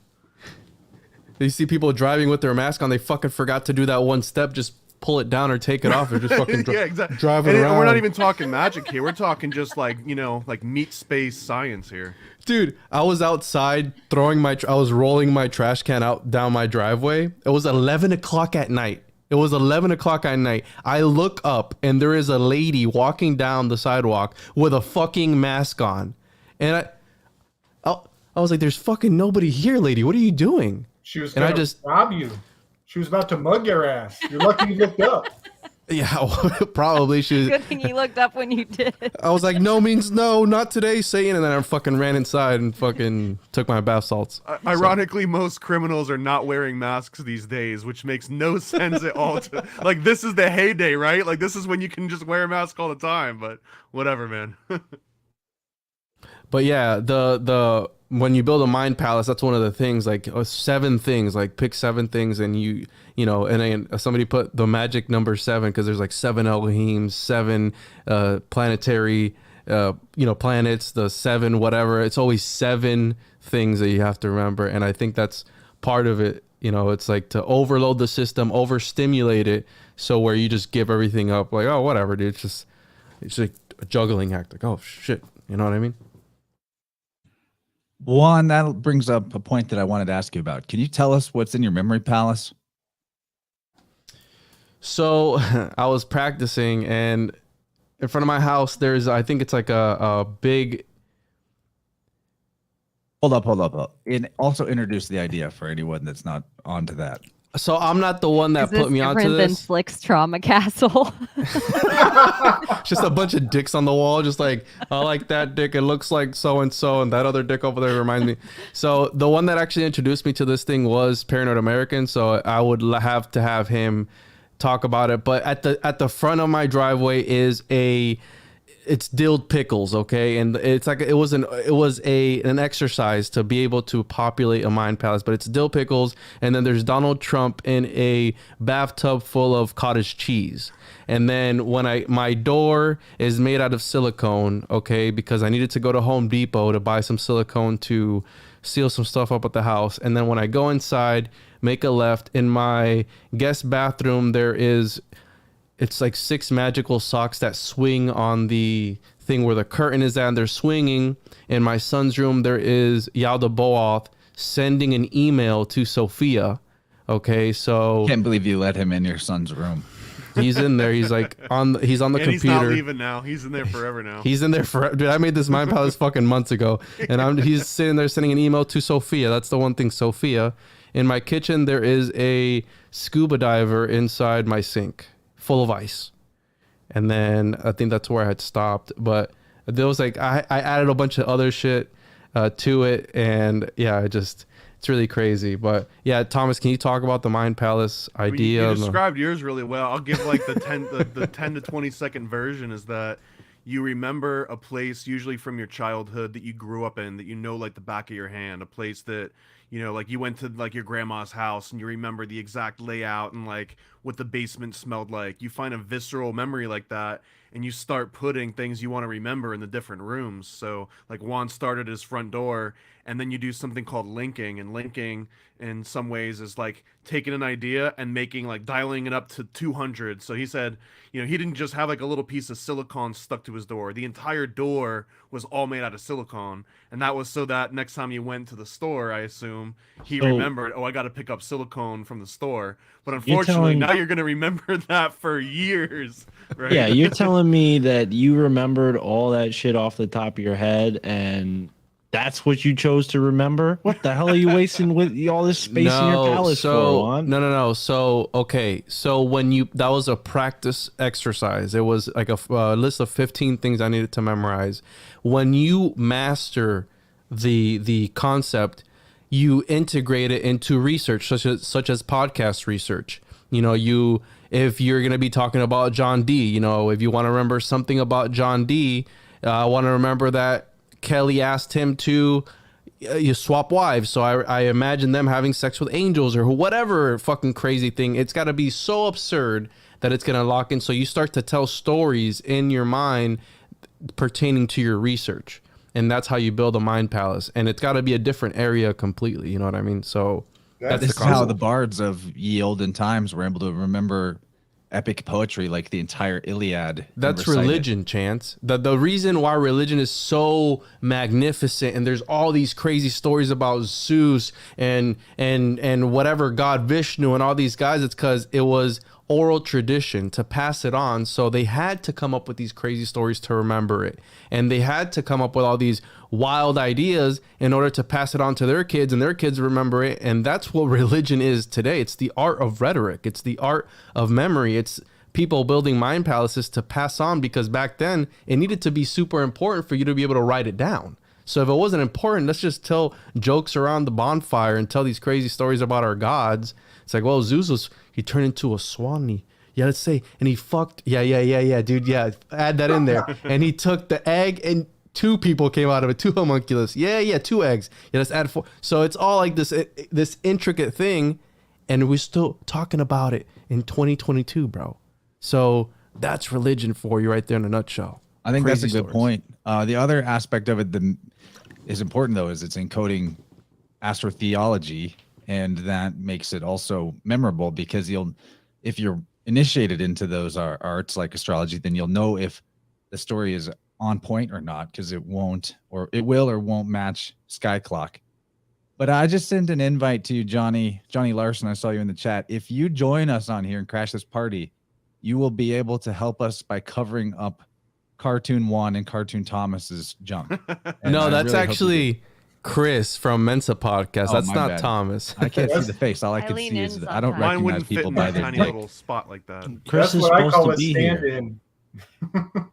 I invited Chris too, but he's late, so now his crotch is filling in for him. But anyways, yeah. Out of Juan's whole mind palace, I liked that Yalda Boath was writing his mom. Yeah, so it was sending an email to Sophia, and I was like, wow. Just picture him floating with his little hands, right? His little hands, just writing an email. And I was like, dear mom, thank you for I thinking picture of him me." having like centipede hands, so like a whole bunch of little hands. Yeah, there you go. You could do whatever you want. That's the funnest part about making a mind palace. Make it as ridiculous. Oh, there's also a huge cherry car, like a strawberry. I'm sorry, a strawberry with 4 wheels, because my wife asked me to pick up strawberries when I was at the store that day and I was practicing. So I was like, all right, let me remember it. That's from a cartoon, like an apple in a car and with a worm driving it. You ever seen that kid? Oh yeah, for They're sure. like Nice Town or something like that. I can't remember the exact name. I know exactly. Wait, I think picture Richard it. Scary drew that. Yeah, I there you could be go. wrong. Yep. But So it's pretty awesome. But yes, Mark, that's So- how you use it for other things, not just crazy ideas. I like Exactly. it. Yeah. I That's feel good like now recall, I need Mark. to step my game up, Juan. You're gonna create all these John D memory palaces, and how is anyone gonna keep up?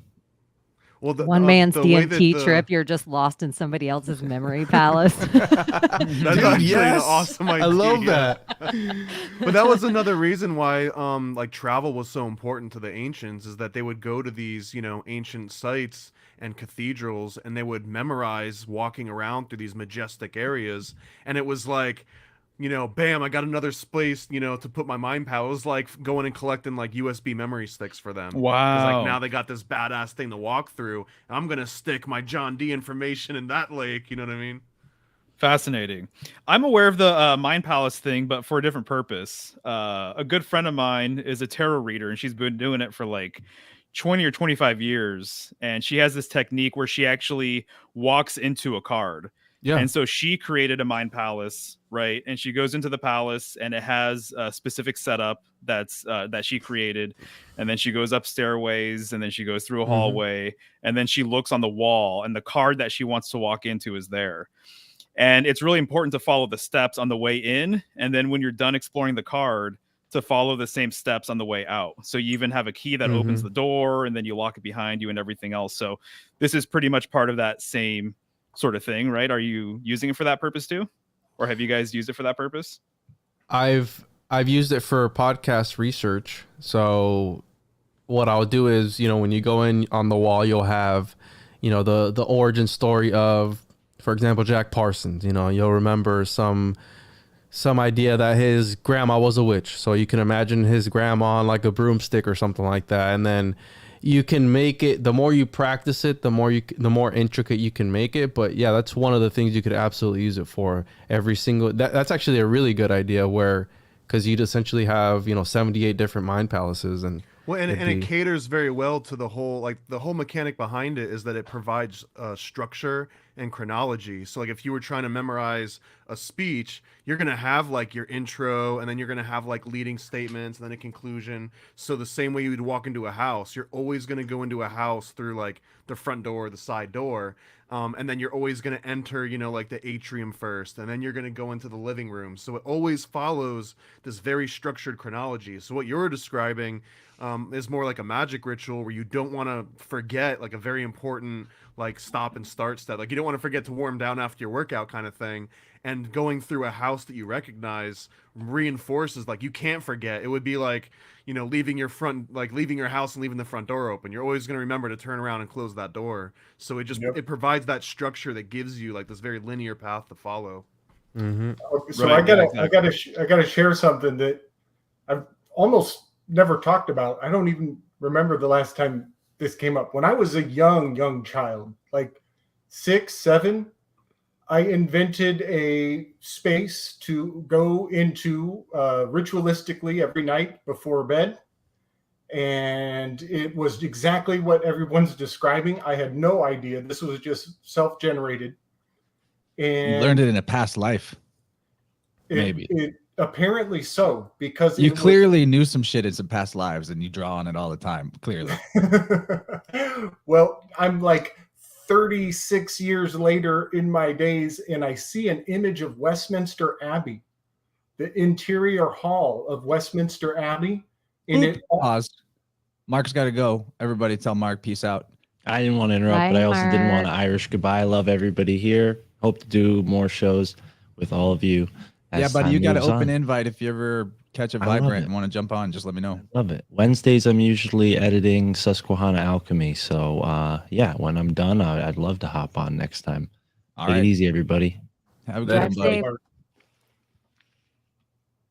So yeah, it was much later in my life when I found the image of the interior of Westminster Abbey and realized that that's where I was going all those times. And it was really powerful because Westminster Abbey is no joke. I mean, that's a very central nodal point for, ley lines and world altering events. And there's a lot of detail. I mean, a lot of detail that is still very, because I did it so often, it's still very lively in my mind. But I shot an image of that into the Vibe Rant Telegram there. Yeah. Nice. So this is the space that I would very slowly kind of hover up through the center. Now, the thing is, there was no ground. This was like a bottomless pit where all these people are. It was a bottomless pit, and I never looked into it. I just remember like there's nothing down there, and I never looked at it. I would just float straight to the stage from where we are here. And all these lamps were fire torch lit. They were not electrical at all. They were all torches. And the torches would flicker in cadence with my breath. And I would play with my ability to slow down the flicker of my breath and its effect on the torches. And it was a very slow approach. And then I would go on the stage and I would have martial combat with many opponents. and it was never the same. It was always a different scenario. Two guys coming from two directions, two guys from stage left, multiple assailants. And the whole name of the game was to throw them off the stage into the pit. And then there was like this whole Tai Chi come down moment, back to center, and then I would float back out exactly the way I came in. Sounds like Nice. Smash Brothers. Right. Like Are what? you actually Archangel Sounds like Smash Gabriel? Brothers. maybe I don't know, but that was a trip to find out, because it like just hits a chord. Like looking at that image, I'm just like, what the fuck? That's fascinating. Actually, my mind palace is a cathedral in Spain, and I my friend said just make something up, but the first thought I had was this specific cathedral, and so that's what I've chosen to use these years. So that's cool that you have an actual location too for yours. Nice. Do you want to share any images? Do you got any? Oh, I could. Yeah, I can. Is it a bunch of dicks, Mario? I have It's a all right if you question for don't. people that have done this, because I've never really. The only version of this I've ever done would be like more of a shamanic technique of creating an astral temple that's like your own space, that is your launch pad to go to upper world or lower world shamanic journeying. And I still remember that. I made that like 8 years ago or longer. But my question is, because it didn't take me very long to create that, although it wasn't very elaborate. It was like an altar in 4 directions and things in each direction. But how long does it take to construct a mind palace of the level of elaborate that you've come up with, Juan, or you, Mario? So it doesn't, the more you get used to it, the more you can do it. So I would recommend start small, but not too small. That's one of the mistakes that I made. Like my first one was every button on my Rodecaster was a different conspiracy or something, right? I was trying to work, but that's like too small. You need to be able to, put yourself in there and, visualize it. So the bigger and the more grander, the easier it is to remember, because those finer details are amplified out. So it's just all about practice, really. I mean, I wouldn't say, and then when you get good with it, what Shani was talking about, like these servitors, like where you can hire, bring up your own to clean it up for you. If you want to get rid of like whatever it is that's in that corner, or you bring up like this butler or somebody, I don't know, or Thomas in like a thong or something, and he cleans up that space for you so you can recycle it and put something else in there. Something so crazy that it just like wipes away that idea, and then you can put something else in there. So it's all about practice. So literally you can sit there and like when I was I hope doing my that website, happens in the comic at some point. Thomas, Well, I need to clean up my memory palace. some crazy shit happens in that comic book. That's all I'm gonna say. But yeah, I'll be sitting there like laying down at night. My wife's like, "What the fuck are you doing?" I'm like, "Building a memory palace. Hold on, just give me 1 second." It's like that meme. He's probably thinking about other chicks. I'm just thinking about Thomas in a thong, like cleaning up my memory palace. Like, Yeah, Now, I that's want to answer worse. you two chance. Like the first time that I didn't necessarily do a memory palace, I did what you call linking, which is like taking these huge items that like link from one to the other. But I did it for the first time, and it took me about all of 5 minutes, and it lasted for maybe 3 or 4 years before I completely stopped thinking about it. And it was just like a dumb list of things that I needed to remember in class for one day. And I could still remember like a small little, like we could do one in like a minute or two and just give you an idea if you want to try one. That could be pretty sweet. I'm down if you want to guide us through it. What I'm thinking right now is just like how much more powerful our minds are than what we were ever taught. And like easily powerful. This is like low level probably compared to the infinite potential that we possess. Well, this is your starting point. This was how you were taught to remember the information that they were about to dump into you for the next 20 years or the next lifetime. This was like giving someone the hard drive to store all their stuff on, and if you didn't have one, you're not going to remember anything at all. And that's kind of where we're at now, right? Like I can't even remember anyone's phone numbers anymore. Yeah, let alone like deep information unless I actively put it into these things. so to add, so people always wonder like, oh, how does Manly P. Hall remember all these things? Well, it was more than likely he had an intricate mind palace, because Manly P. Hall for a little bit, he would give out to certain people scripts for his lectures. And if you were to listen to the lecture and read the script that he would give people, it was almost word for word, but not quite word for word, but almost word for word what he would put down in there. But that's why when he was sitting there, he would just go, no notes, no nothing, and just go based off, just keep going, just have a rhythm and a tempo, and he'd just be going on and on. And there could be sirens blaring in the background. There's a few that I've listened to, like the sirens are just going at it, and homeboy was just yes, and so on and so forth. And he was probably going through some file cabinet somewhere in some crazy mind palace in some cathedral, flipping through, just reading over and remembering everything, because that's how much he was able to train himself. And I'm sure he had just hundreds and hundreds of mind palaces. Well, And think of this one really quick, Juan. Let's say you've got that whole house mind palace that you described before. Now imagine you shrink that entire thing down and it fits into the keyhole of your house again. So now you've got the outer bigger house, but if you shrink down to the size of like a key, then now you've got the other house there, and you can just keep doing that over and over and over. So ad now it's like, infinitum, oh, right? I'm in the third version of the house right now, and that's what's in this one, and then like the third version of the house, The you cat's shrink asshole. that down, and you put that inside, like your kitchen dishwasher. So now when you open up the dishwasher in the fourth house, there's the third house, and you go into the keyhole of the third house, and there's a second house. Like this is, you can just do it infinitely forever. It makes me Okay. think of that biblical thing of having your treasures laid up in heaven. My father has prepared a mansion for me up there. Yep. You could have Exactly infinite right. mansions up there. Mm-hmm. For Mhm. sure. Okay, I have a question for Thomas or anyone else really. But this mind palace concept, it sounds very Kabbalistic, and the Sephiroth of the Tree of Life, and how each Sephiroth in a way is another compartment or room or palace, right? That contains a wealth of information, And my understanding is that there's a Kabbalistic way of programming people, mind control, MK Ultra type stuff. And you're literally using the Tree of Life to program people. So you know exactly what program you're installing in someone and But what the inversion palace or of room. it is klipothic as Yep. opposed to the standard tree of life, the upside down tree.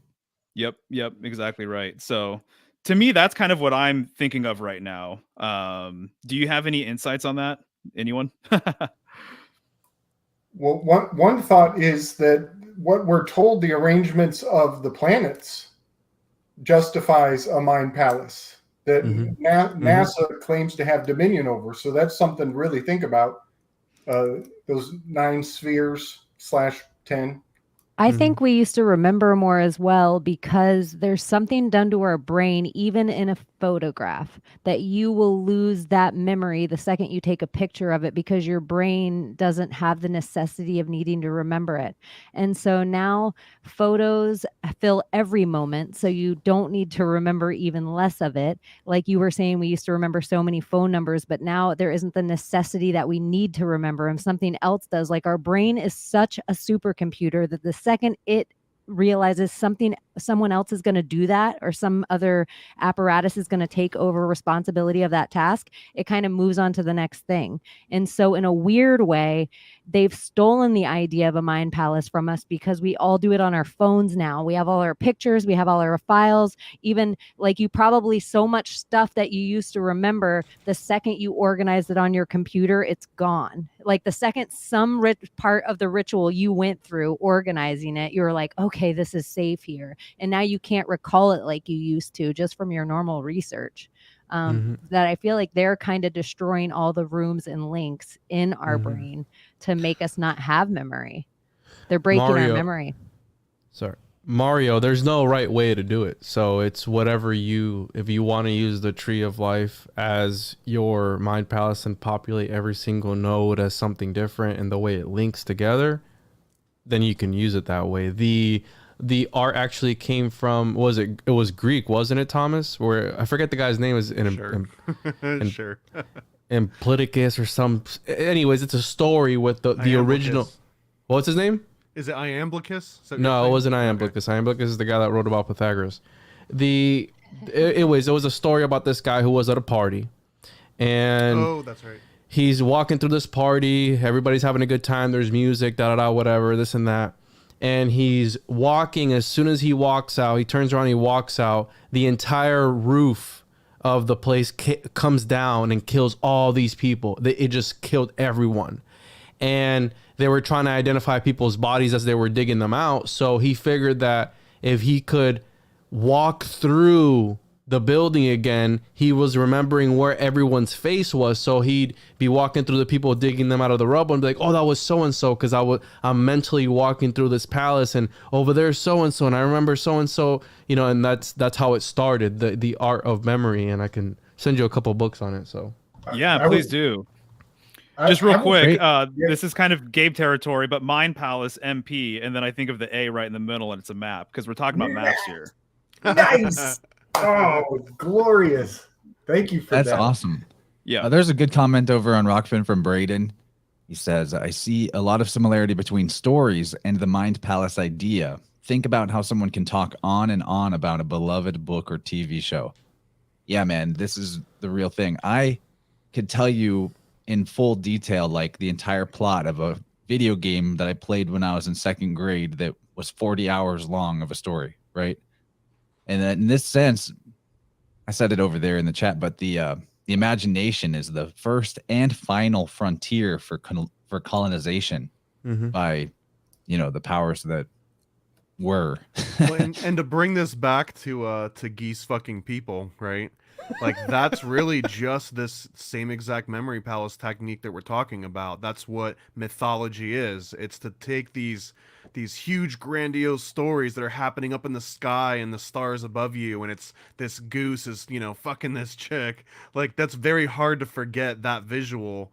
And that's kind of how these stories can perpetuate years and years and years, you know, millennia later. It's because of that same exact techniques that we're talking about, where Juan's got Donald Trump for some reason in a bathtub full of cottage cheese. It was the cottage cheese I had to remember. It's the exact same reason why, you know, Zeus is turned into a swan. Right, Yes. right. No, you're exactly right. And that's why I bring up the Tree of Life, too, is because this is a map of all the energies. Right. It's like a floor plan. If you look at it, it literally looks like a floor plan. 100%. Yep, exactly.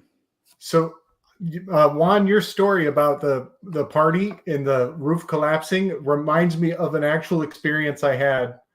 One Halloween in college, I was at a house party, and this is so, like, looking back, I didn't have the mindset I have now, but now I'm looking back and just telling the story, I'm like, how did I not see how magical this was?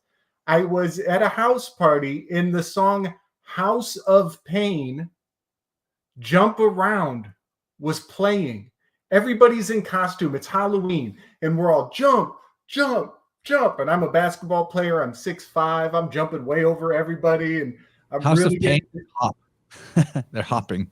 Yes. And you have to get up to get down. That's what's up. It was intense. And I was like really into it. All my buddies are with me. I mean, it was shoulder to shoulder, packed room. And I'm like, okay, I'm going to go get a drink. And the song is going, and I'm like hopping through the crowd to get to the bar. And I get to the bar, and I get my cup filled, and I turn around to, like, as the song's going, and I'm like drinking, and I'm kind of cheersing everybody, and everybody's cheersing each other. And all of a sudden, the fucking floor collapses. And the whole party, the whole dance floor turns into bodies, just bodies. And they're approximately 2 feet into the crawl space. The whole floor just goes 2 feet down. There's people with busted knees and ankles and hips, and everybody's rolling in agony. And I'm safe. I'm standing on the ledge of the spot where all those people just collapsed. They were dancing, having a good time. And now I'm looking back, and not only just the fact that it's House of Pain, HOP, it's remarkable. It's so crazy to think back on that. And It's Jump Around and it's HOP as the acronym. it was a very intense experience. And I was lucky to survive. I just That's thought you were bringing crazy. up House of Pain to be all Florida about it. Oh, are they from Florida? Mhm. Oh, snap. And we got you guys on the bottom, down in the basement. I think they're a Miami band. Yeah. Yeah, no. So it's a very fun thing to not, and like how Chance was saying, they don't teach us this stuff. Like the world's fastest reader, he follows with his finger. And what he does is he'll read everything as quick as he can, following with his finger. What did they tell you in school? Don't follow with your finger, right? Get your finger away from it, or your pencil, whatever. And the world's fastest reader will go with his finger, and what he does is he tunes out the voice in your head that's reading along. When that tunes out, he's just able to scan through pages. Yeah, and that's every speed reader. That's all you got to do is just train yourself to not hear yourself reading the word, because that's the slowest part of it. I get tired, bro. Like, I'll be like speed reading something. I'm like, damn, here's another page. Now I got to do the same thing over. And so it gets exhausting. So I'll just go back to, and here we are, the Orphic Mystery. You know, I'll just go back to But whatever. you can't the fuck ignore this- retention either, because even speed readers, like, the retention drops a little bit. So you'll get like, they'll say, yeah, I gotta can have read this retention. fast, but I'm at like 90% retention instead of something higher. Speaking of the topic of collapsing floors and people jumping up and down, when I was in high school, the All American Rejects came to town, and at the show, the venue where they were playing, the opening band before them, they got everyone jumping up and down, and the floor collapsed under them, and all the concert attendees fell down into the basement. I don't think anybody got killed though. And then the All American Rejects were dicks, and they wouldn't play acoustically outside, even though they had the gear. Anyway, everybody gets really rude after the floor collapses. Trust issues, you know. Can we answer that question, Chance? What is the ultimate capacity of the unconscious mind? Is every moment retained?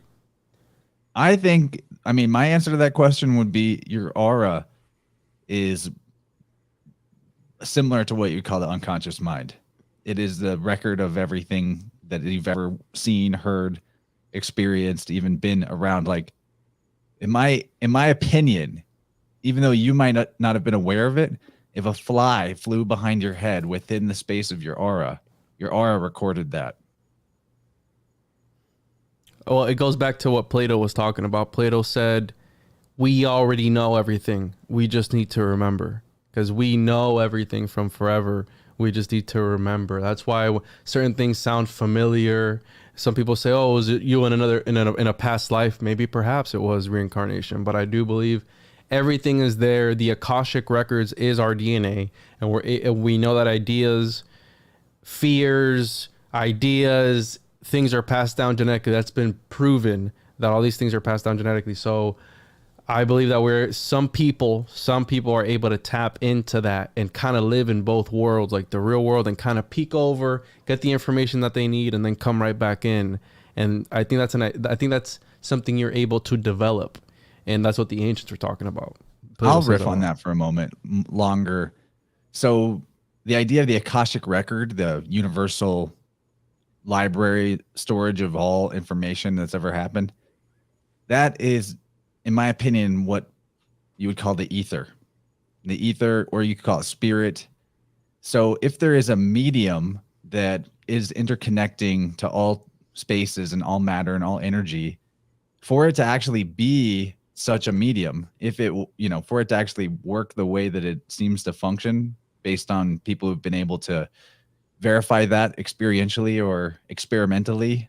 Like, I know that it exists, because I can wave tuning forks around in my living room and tell somebody, hey, I'm pretty sure that you had a traumatic birth experience, or something is going on with your spleen, or whatever. And they'll be like, yeah, that's true. And so if that's the case, and they're in another country when I'm doing it, what is it that information is coming through from? And it's the ether. So if the ether is the medium that is, all things are vibrating, or all the ether is doing is vibrating into different forms or energies, for it to actually be the interconnected web of Indra or net of Indra type of idea, that would mean it's indivisible. It would have to exist outside of the dimension, or beyond the dimension of things that can be divided. If it's the pleroma, right? That idea of the pleroma, the all, then by definition, it cannot be separated. You can't like take a chunk out of it here, and then there's a gap where there's no ether. It doesn't work that way. So if this ether is the record of all information that's ever happened, and it's all spirit, and it's life force energy, and our bodies are a vessel of ether and composed of ether, not even just like it's in our bodies, but the physical meat and blood that makes up our body is actually also etheric, First of all, that means there's no separation between the so-called spirit world or the other side and the physical world. That is the original division that the priests put on people to start the divide and conquer process. And then secondly, that would mean that the ether that is you, when they say you contain the whole universe, or your body is the whole universe, the universe is inside you, it's literally true. As in, there is no separation between this ether that is me and the entire universal field. And so because of that, your body actually does know everything that could be known. And the key, like whether or not psychic people know that this is the case on an individual basis, what actually unlocks psychic abilities and psychic knowing, prescience, is that their body, they figured out a way to talk to their body and get the message from their body in some way.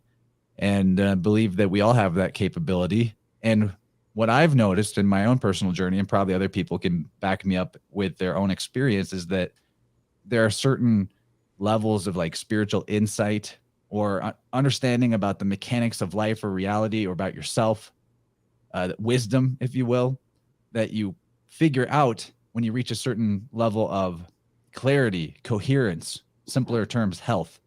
You get healthier, and then all of a sudden something happens and you're like, oh, I know this now.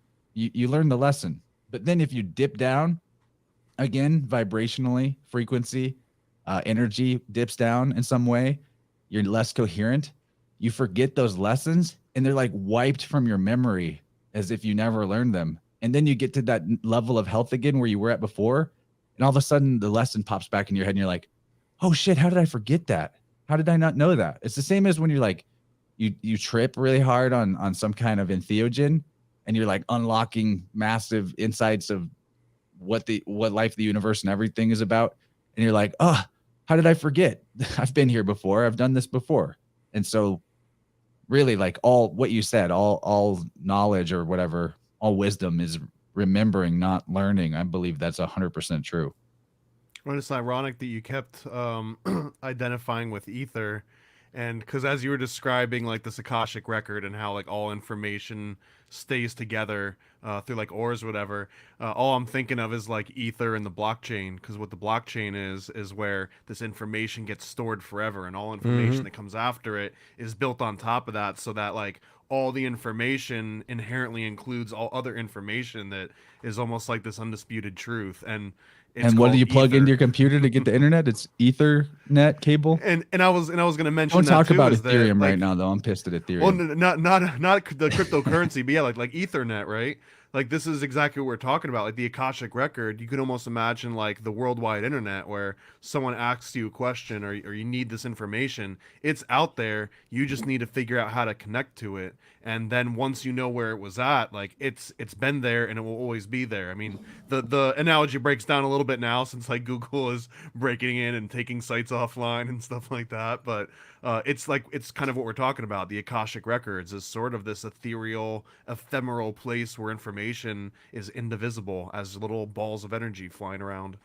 I theorize that as the ages change, as we go into ages of higher levels of enlightenment or levels of darkness, that technology and the technology of spirit and the technology of physicality are on this like spectrum where as one rises, the other falls and becomes less necessary.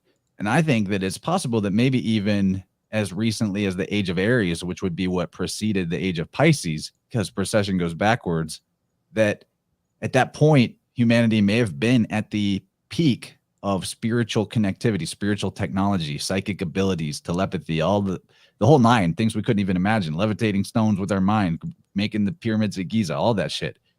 And because precession does that thing where it goes from Aries to Pisces, it goes from the top to the bottom, that sounds like a great reset, man. And then from there, humanity was like clawing their way back through creating technology to recreate the capacity of spirit that they lost in that darkening, if you will. So how I see it is like the ability for connectivity, I think, will always exist in the universe, in the experience of life, some way or another. And what it is that we're all connected through the ether. And in the ages of darkness, relatively speaking, we've just forgotten that but because we can't actually disconnect, it'll eventually pop up in some way like what we have here. You know, first telegram wires go up, and then phones, and then now here we are. And I think that we never really lose the ability. It's just the way that we go about it and experience it will shift based on our level of acceptance of our own actual innate power. Just a theory, though. No, it's good stuff. I'm reminded, I've brought this up before, but this whole idea that we come through Cancer and then we exit through Capricorn, you know, and we're in Cancer right now. So it's like, this is what my mind is choosing to see, really. But it's really fascinating when you take into account that supposedly what I've heard, what I've read multiple times now, is that Cancer, right, is the vessel in a lot of ways. So the moon retains, it contains, you know, water symbolism. You think of the chalice and everything else. I think of the wheel. I think of the circle. I'm a Cancer, so this is like one of my deals, right? But one of the things that's contained within this chalice, when you symbolically come through Cancer, is this liquid that gives you amnesia.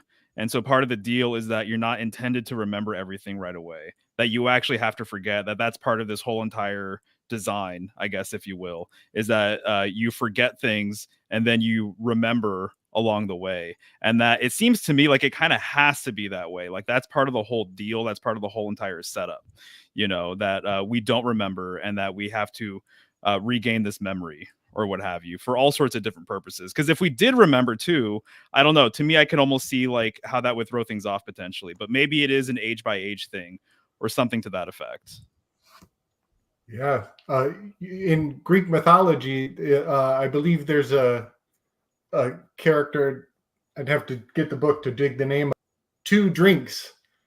And one drink is the one that you forget all the things and you start over. And another one is the drink that you remember all the things and you retain your wisdom from the past life. And I think those are called they're called horns because the horns were used as cups or chalices. And I think one is the horn of ivory. And the other one is the horn of, I forget. I'm going to go get my book. I'm going to read it because it's a worthwhile entry. I'll go get it. Is the horn related to the unicorn by chance? Probably, yeah. Because it reinstills that vision. I'm going to go get it. It's worth pulling forward because there's even a goddess associated with it. I think. Well, I bring this up. Yeah, because the unicorn actually, it's one of the symbols of Cancer. And it's it's going to be one of my next videos, actually, is that the unicorn symbolically has a Cancerian relationship and that the horn itself is actually the axis mundi. It's the world pillar, right? It's the world tree and it spirals, you know, and so we're dealing with, once again, the churning of heavens around the pole star, the North Star, right? I think that's what all the cone symbolism Gabriel has been noticing lately is about. Speaking of Cancer, we got 69 in the YouTube chat. Woo! Oh, yeah. Nice. 69 dudes. Yeah. Mario, would you be cool with me playing your Cancer in the 10-man video that you did? Of course, man. Please do. That would be awesome. I feel like we'd all enjoy getting a little Mario school here.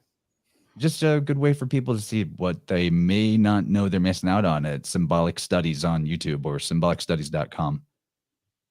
It is, I uploaded it to this interface and then it's still processing, but I'll play it in a minute. Somebody fill the gap. Somebody hurry. I'll just say real quick regarding the unicorn, you know, the horse travels, right? And so the chariot is pulled generally by horses. A lot of the gods and deities and stuff, they had all sorts of different animals that I actually think would be a really cool video. All the different gods that, you know, were pulled by goats or eagles or snakes or whatever, you know, but horse symbolism taps into boat symbolism, which taps into chariot symbolism. You know, it's all pretty much the same thing, in my opinion. So the fact that the horse and specifically the unicorn is related to Cancer, in my opinion, it makes a lot of sense. The chariot card is ruled by Cancer, you know, etc. But the horn, though, I recently learned that the horn of the unicorn, they believe that it was able to detect poisons. And so royal families wanted to have a horn of a unicorn. They actually were buying narwhal horns. That's my understanding, believing that they were unicorn horns. But they wanted these horns as chalices so that they wouldn't get poisoned, from people, in their court or whatever. I gotta riff on that real quick. I think Please. that might be encoding the court poison checker, and I think it's the eunuch. So it's a member of the court, and they're trustworthy, so they got to be a eunuch, and they are secretly testing the food before any of the royals test it. So they're like the designated cupbearer. I'm so glad you brought that up, because I was gonna ask if like the eunuch horn and unicorn, because another one of those the stories was that you could dip the horn of a unicorn into poison and it would purify the poison instantly. Yeah, that's right. Ooh, that's a great point, man. Unicorn for sure. I love that. Okay. Yeah. Okay. He's got Let's no get horn, really dude. weird. Let's take it way weird.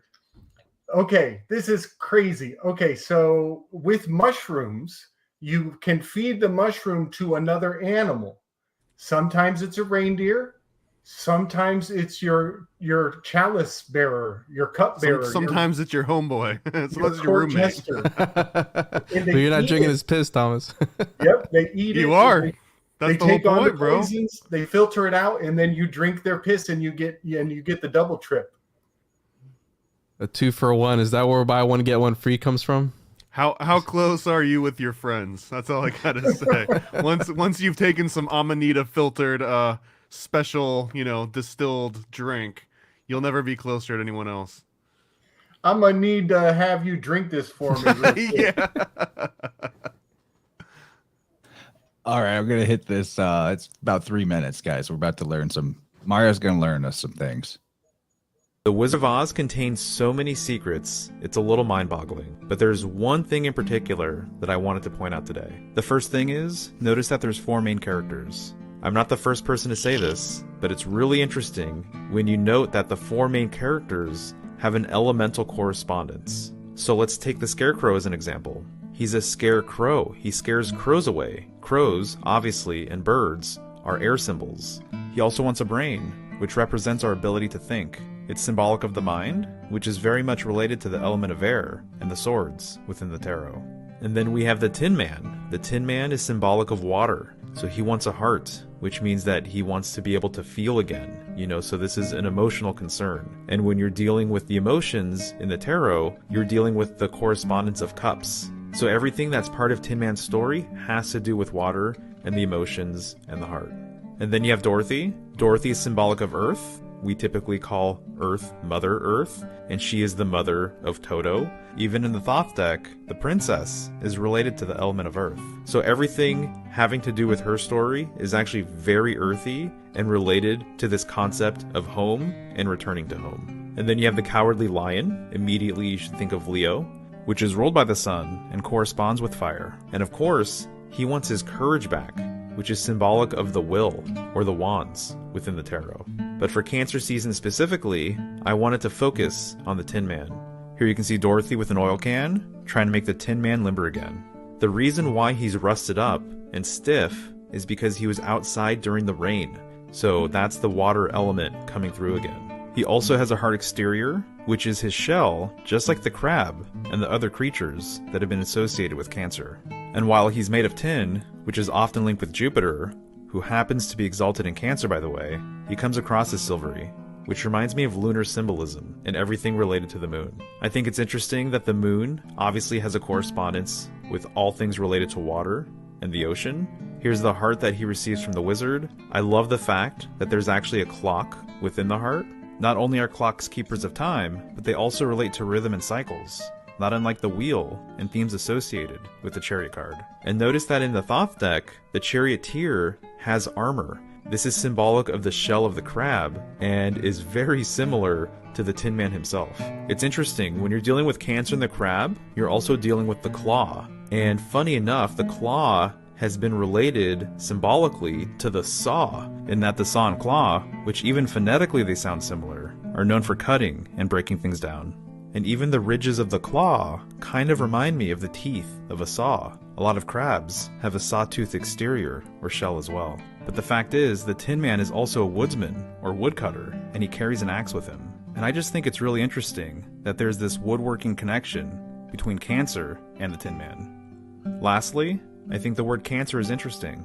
Its root is literally the word can, and in many ways, the Tin Man represents an empty vessel, making him a symbolic tin can, which he clearly resembles as well. Alright, so that's going to do it. As always, I'd love to know what you think. Thanks.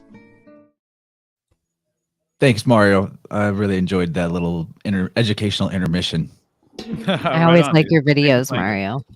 Oh, much appreciated. Thank you, guys. Yeah, it's always an experience, like, because your music is so soothing, but in my mind there's fireworks going on. For sure. And fireworks go off in Cancer season. Excellent. Hey. Yeah, definitely. Excellent. That's true.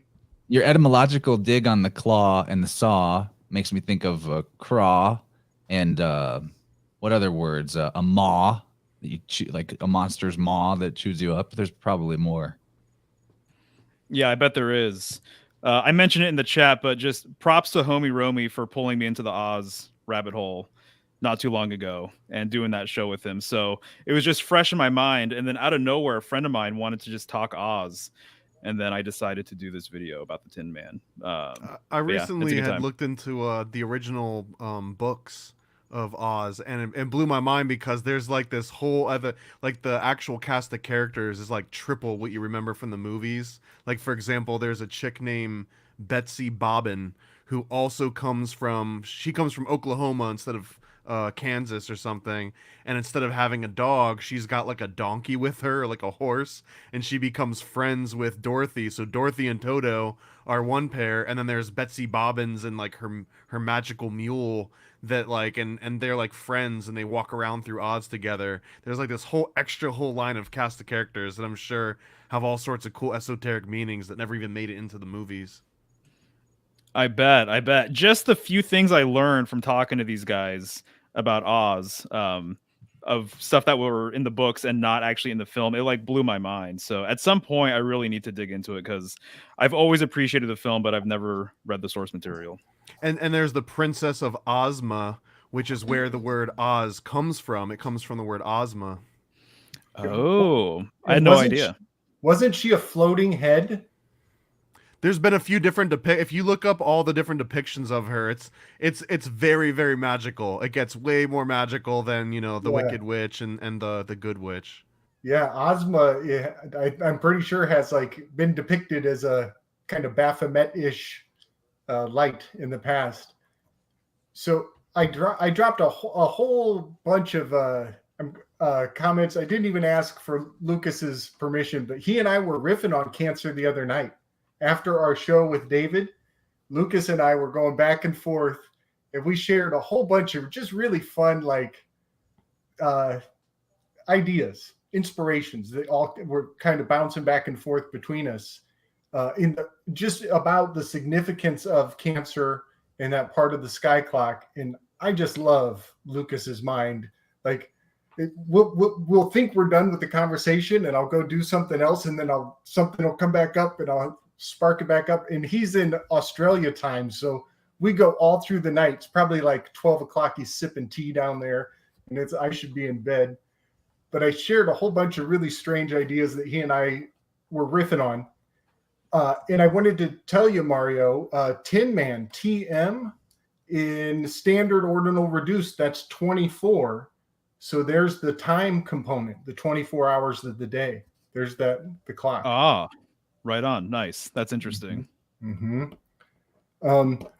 So just to pick up on that loose end with the two paths you can go by, one being the dream or the fiction, and one being like true vision.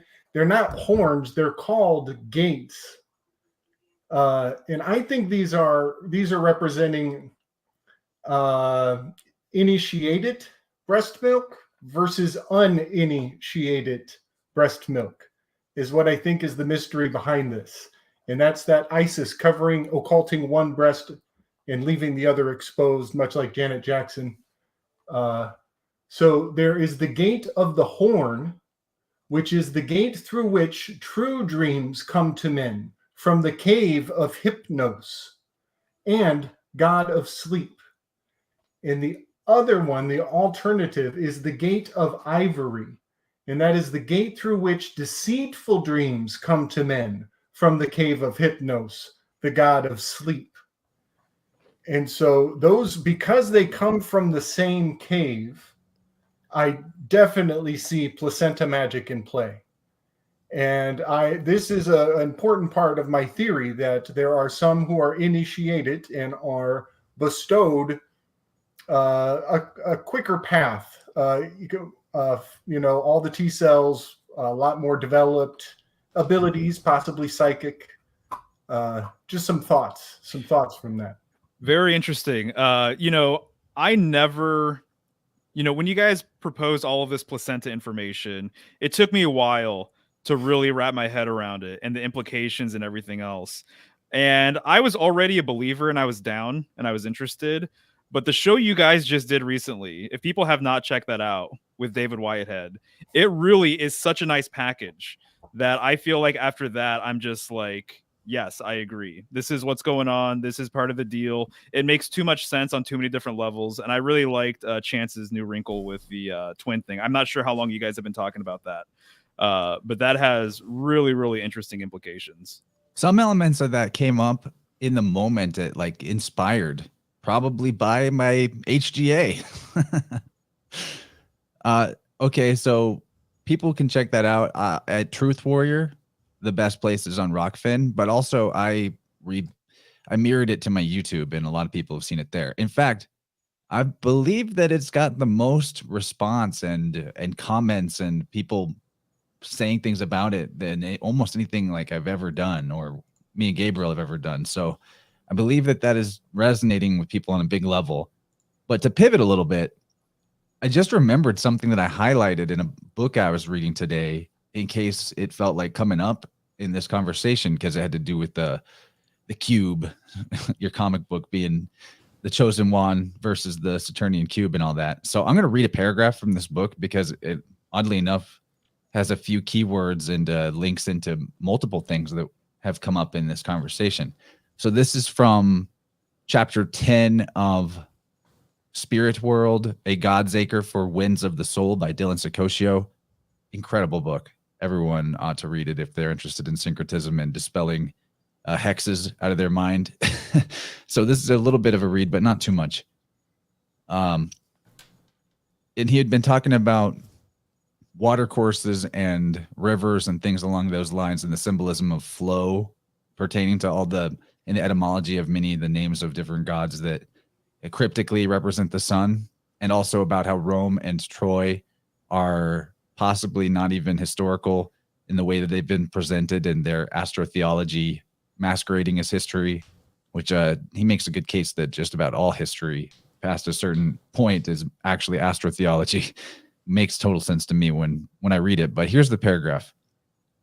It's claimed these major cities like Rome and Troy had labyrinths built underneath them. I moved my screen. All right. Oh, shoot, I just lost it. There we go. It's claimed these major cities like Rome and Troy had labyrinths built underneath them. And that's what the great sewers actually were, if not total astrotheology. It's possible that actual cities were built in this fashion, even if Rome and Troy aren't historical. Troy had Pergamos, which was shaped like a pyramid, mirroring the shape of the heavens, perhaps like Meru. Pergamos is Cancer. The pyramids of Egypt might be remnants of these ancient allegories built in the shape of what they presumed the sky to be. This is likely the symbolism of the sevenfold cities, their circuits called Aguii, or Aguii, I think that's how you say it. Apollo Ergates built the walls of Troy in a square as a seven-streeted city, which creates cube symbolism, hence Agius, which means he of the street, having the symbol of a cube, or schema tetragonon. So an epithet of Apollo as Agians, which is like that word I just said. the protector of streets, public places, and the entrances of homes. An obelisk that was kept in front of doors of homes symbolized Apollo, the sun. He is claimed to be Apollonius, which in Babylonian, Abulu means gate. Is Ergates an English-speaking person's way of saying gate of the sun? I find that interesting as a tangent. He'd been talking about this word Ergates in previous paragraphs, but if it represents the gate of the sun, makes me think of the Eleusinian mysteries and their ergot psychedelic they took. So he asked, are we looking at lies constructed by the British Empire? Abulu sounds also like abuelo, which means grandfather in Spanish. Is this an old man of the year, a guard of the gates, father time, Kronos, or Janus, the sun at the end of the year? The obelisk likely comes from the lingam, which is a phallic symbol of Shiva, representing the generative power of nature. So that is interesting. I'll read one other part in this second paragraph. Pergamos is claimed to be the fire tower of Troy, which is Cancer, which would be the 7 hills of the summer months, Aries through Libra. This would make Rome, Troya, India, and Babylon the zodiac, and those kingdoms begin based on where the year is reckoned during that age. I'll stop there. I could just read forever, but wow, this guy's book is just off the hook. Damn, that was something. I mean, geez, there's a lot of threads that you can pull out with that. Well, The I just wanted though, to give you the Pergamos thing because, you know, you're a Cancer and you got a lot of Cancer gravy cooking up for this month, and maybe there's more for you there. A fire tower. Yeah, I appreciate it, dude. That's awesome. But the thought of labyrinths being turned into sewers, or telling us that labyrinths underneath the ground would be sewers, that's really, really intriguing. And then there is a connection with labyrinths and the number 7 too. I brought this up at one point with Gabe, but a lot of older labyrinths, it's 7 layers from outer to inner, or from inner to outer, which is really interesting. So I think that's fascinating too. And then thinking about the cube, and you said hex, you know, I think of hexagon, you know, and then I think of the dice here, which I've been researching and looking into lately. And dice symbolism in history is so deep that I almost couldn't believe how much there is to pull at with that one. So I'll be making a video about that pretty soon. And I just have to say too, it's fascinating that I linked in one of my videos Judaism with the Lover's card, right? It's ruled by Gemini. You got the twin pillars, Boaz and Jachin. And then here you have the 6-sided dice. It's a cube. And then the Star of David itself is essentially a cube. You know, it's the silhouette of a cube. And so to me, and then the dreidel is a cube, basically, you know, and so it's a cube that you just spin. And so it's a cube. Yep. It's around exactly. 1. Yeah. So I was thinking of Florida in the fact that they have like incredibly porous earth underneath the whole peninsula, isn't it? It's limestone, yeah, lime rock.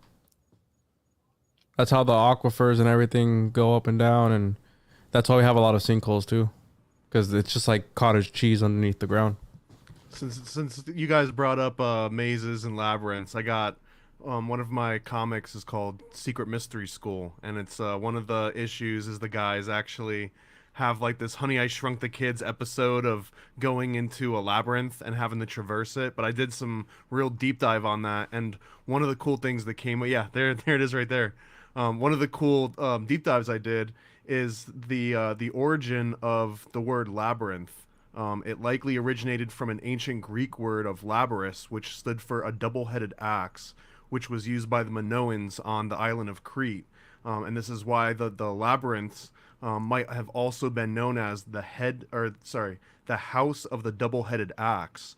And another one of the symbolisms here of this double-headed axe was these like conflicting powers of left and right, male and feminine, and what's inside the labyrinth in this house of the double-headed axe was a minotaur. And the minotaur, the bull's head, has these horns that grow out and then grow back into each other. Again, it's representing these conflicting sides of, perhaps, like I think Jung mentioned that the minotaur in the labyrinth was the ego. It's like your personality and how it's always in conflict with each other. And the only way that you can can overcome and sort of like pair these two opposites is you had to kill the Minotaur, often with an axe, and that was essentially you killing your ego and destroying this sort of like internal fight that's always going on between your two halves. So, and this is all baked into just the exact word of labyrinth and Minotaur. It's all baked into that.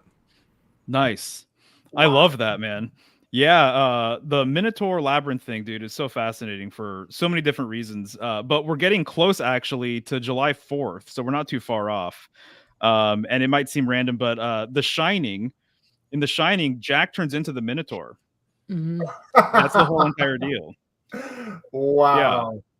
And so even the original book, Stephen King did not have a maze out there. It wasn't a hedge maze. It was hedge animals. And actually, someone created that version of The Shining. There's like a few versions of The Shining out there, including a series, and they used hedge animals. And it wasn't that version sucks. It's not very good. So the maze was actually a Kubrick thing. And Kubrick used to have a production company called Minotaur Productions. So he's well aware of the symbolism. And there's actually several bull references throughout The Shining. But the reason why I bring up July 4th is because this is the signing of the Declaration of Independence, right? And so supposedly the signing of the Declaration of Independence was timed when Aldebaran was rising over the eastern horizon, and that this was a ritualistic signing, which Ross Ben gets into that. And it's fascinating because at the very end of The Shining, they show Jack in that black and white photo, and it's for July 4th ball. And so I think there's actually a lot of Taurus, Aldebaran, Gate of Hell symbolism in The Shining. There's so many different doorways and gates in that movie. It's absolutely insane when you look into Illuminati confirmed. Boom. Well done. Wow. So that's a fun one. So I was thinking when during your presentation, Mario, about the Tin Man having the axe and how we think a lot about the axis and that pole, the pole of the pole star. But I'm looking even more critically at the word access. Access, the access point, the place that you came in from. And I'm always thinking about the placenta, but I have to point out that another word for placenta is the cesta. The placenta is your connection to your ancestors. This is the Cesta K trust that they make when you come into the world. So when we say access, it not only makes me think of that pole star, but it makes me think of the cutting of the placenta and what we've revealed on the Dendera calendar, and how that center node is where that cutting point is ritualistically preserved still in hospitals. They have no idea why they're doing it. They would be offended if we told them that their medical practices, malpractices, are based on an Egyptian Dendera calendar, that they're still upholding that kind of technology that far back. Yeah, exactly. I thought about that too during your guys' show recently. But it's funny that the axe, it chops down a tree, which every tree, in my opinion, is symbolic of the world tree. So the axe is used to chop the polar axis, the axis mundi or whatever you want to call it. I love it. Well, how about this? You brought up access, like to access something. The word cess, or like the root that is in other words, cess, like CESS, or in words where it's got a SESS. The word actually means, or etymologically, is from a medieval Latin term that has to do with fixing a tax upon something, a tax or a fine, to fix the amount of a tax or a fine. What does a tax have in it? Tax has axe in it. Ooh, A yeah. cesspool is just a bunch of taxes. Nice. Wow. And then it makes me think if we're talking about the word tax, you have axe right there, and then the T, it's like the Tau cross or world tree or whatever you want to say. So it's almost like chopping down the world tree or whatever. Apparently, in a way. cesspool has a different etymology, oddly enough, even though it has the same letters. But honestly, I feel like the link is there, and maybe like the Google etymol online doesn't want you to make the connection between getting taxed and the swamp that's doing it. And it even has, it has the pole. It has the, you turn an O into an L, you got the cesspool. Oh yeah, good call. So I missed the first portion of the show, right? But I'm really impressed with what Juan and Thomas are doing here with comic book stuff. It's really cool. Yeah, So I'm gonna have to re-listen to like the first portion or whatever. But I just want to say I think it's really awesome what you guys are doing with all of that, and it's very different. And clearly, someone's doing a lot of work. I don't know who. It's all But, on. Yeah. This is a good thing to end on, actually. Let's check out paranoidamerican.com and like look at all these comics that you can read on here. I Dude's highly been busy. recommend the Secret Mystery School for anyone that's been vibing with what we've been talking about for the last hour or something. I mean, Secret Mystery School's got it. It breaks down the Urgot connection, the Eleusinian mysteries is kind of what the entire series builds up to, and they actually enter a legit Secret Mystery School, and they go. I don't know how much I can show. I might have some pictures I can show of that fourth issue that you guys might really like. Yeah, do whatever you want to do. And one of the best things about Thomas's comic books is the amount of information, like the same way you guys were talking about mind castles or whatever and creating this, the amount of information that it's put in such a simple form that your brain actually can pull back on, or at least mine does. I see in pictures kind of, but there'll be symbolism all in the background of something. Like what's being said between the characters is one thing, but every little detail in it matters. And it just, it's in this comic form. So our brain automatically now puts it like it's simple, but the amount of information that's in it is pretty awesome. I'm a fan. I've got an example here that I haven't shown anyone yet that I'll do a couple little previews. This is from the 4th issue of Secret Mystery School, and they start out in modern day Athens, and it's just, a bunch of like garbage on the street and cars. And then they're kind of joking that like this can't just be like some stupid Harry Potter thing where you just walk through a wall, right? And like sure enough, he just pops in, he goes through a wall. And this comic is one that I've been waiting like over a decade to kind of build myself up to. And here we go inside the cafeteria of the Secret Mystery School, and you're gonna see all sorts of cool symbolism and an unfinished sort of Tree of Life. There's back 108. Here. There's a 108 up on here. I mean, yeah, you can stare at this forever and ever.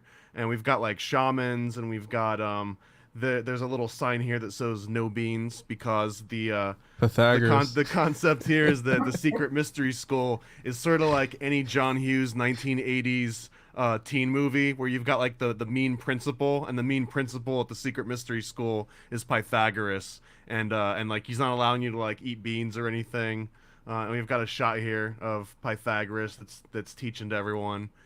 And this one like harkens back to actual school experiences. So like, here's Pythagoras delivering this incredibly deep esoteric teachings, and Phil, it's Phil and Colin, a play on Phil Collins because I love Genesis, but Phil is talking to this Mayan princess here, and Colin can't hear over him, and Colin's like constantly worried that someone's gonna drop some esoteric knowledge and he's gonna miss it. He's like always worried that information's eluding him, so he's like telling his friend to shut up, shush, and then freaking Pythagoras calls him out directly, points at this dude. And then the rest of this comic is just them going through. Here's a real life nightmare that I used to have about doing like impossible math problems. But Phil's like having this crazy idea because they as they go into the Secret Mystery School, there's a claim on the top that says like, let no one who is ignorant of geometry, enter this place, which was like a very real thing above these Secret Mystery Schools. So they're freaking out because it's like, damn, I'm pretty sure I got a D- in geometry. I'm not sure if they're gonna let me into this place. And I can keep going, but it gets a little bit adult, so I don't know if we're allowed to show adult things on this stream. Yeah. So. People want the X-rated. They're gonna have to follow your work and support That's your right. work, man.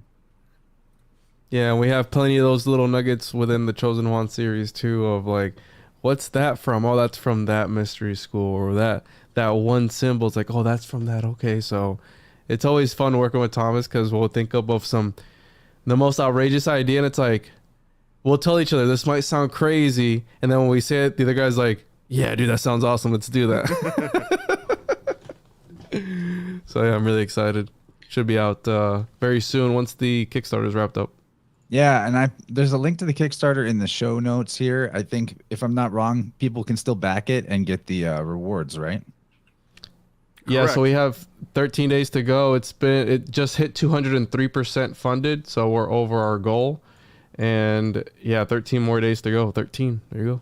And even if you a lot of people don't know this because it'll just be like a nice little treat, but anyone that does back and gets a physical comic is gonna get a whole bunch of like stickers and bookmarks and prints and all kinds of things that aren't even advertised, just And as dick like pics. an extra special thank you. Yeah, dick pics from everyone involved. There's gonna be custom signed and everything. What about dick drawings?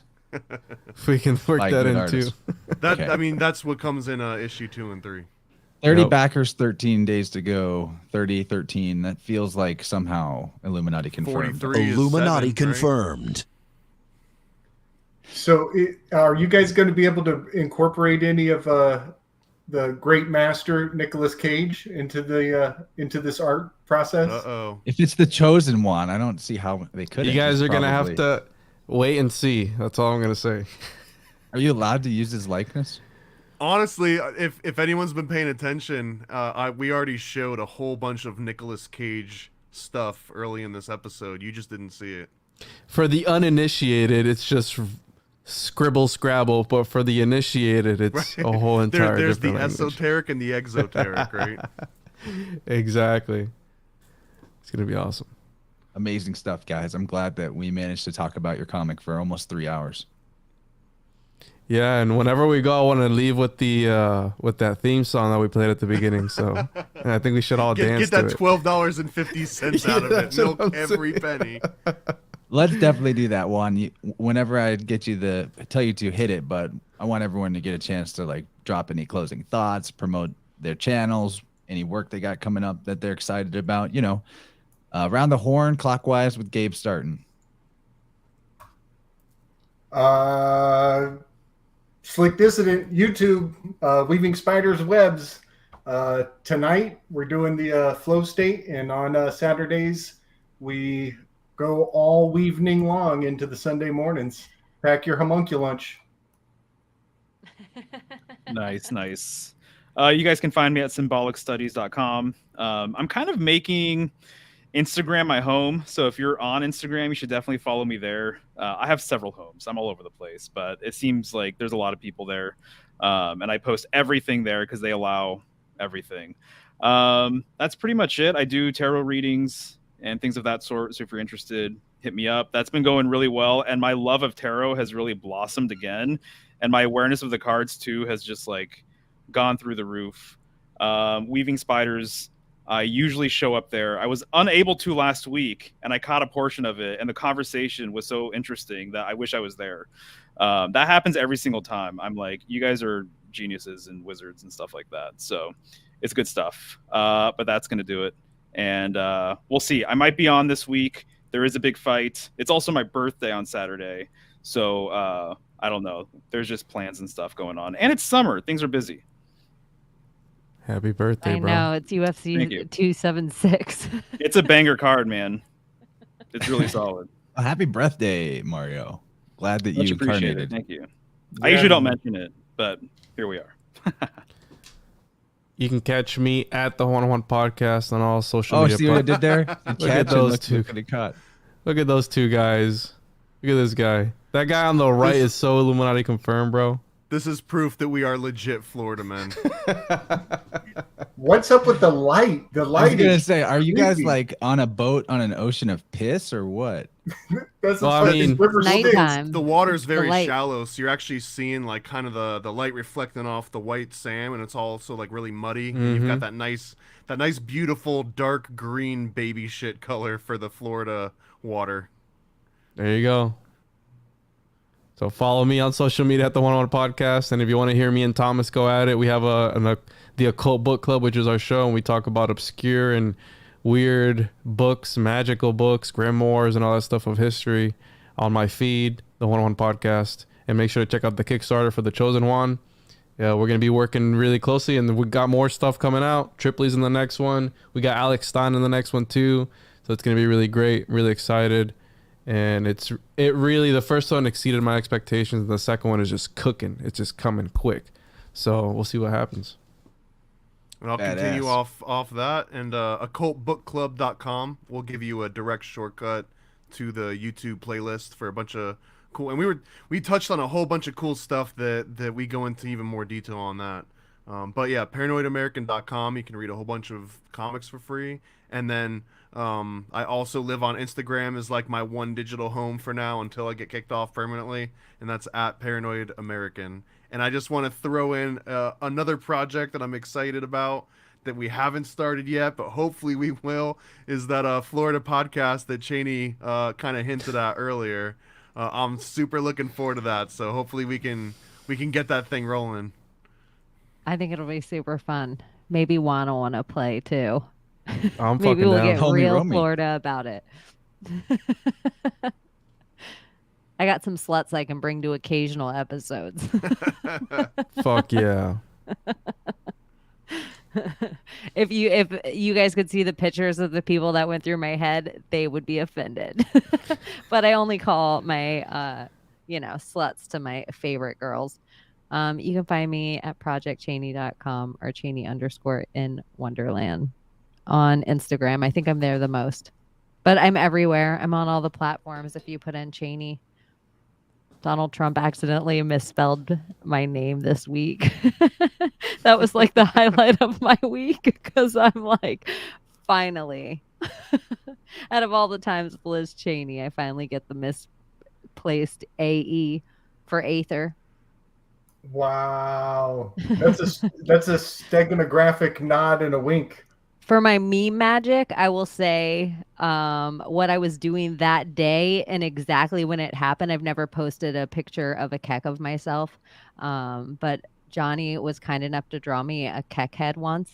And so I put it on a body and I posted it immediately when he did the misspelling. Like it was right then. So it was just so stupid of the way, if you live in the simulation of Tyler, how quickly Tyler would answer.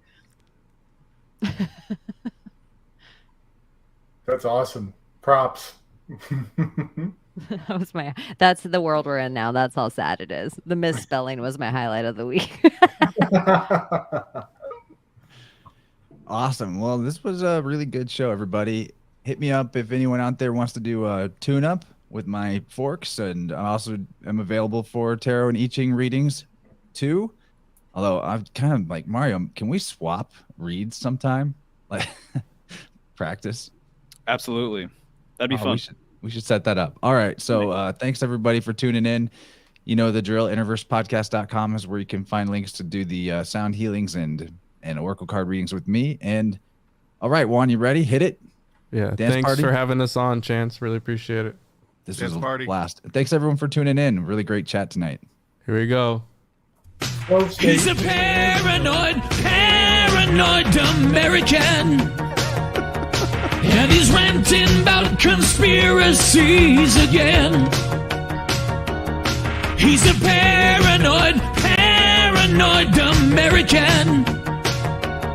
And he's reading occult manuscripts again.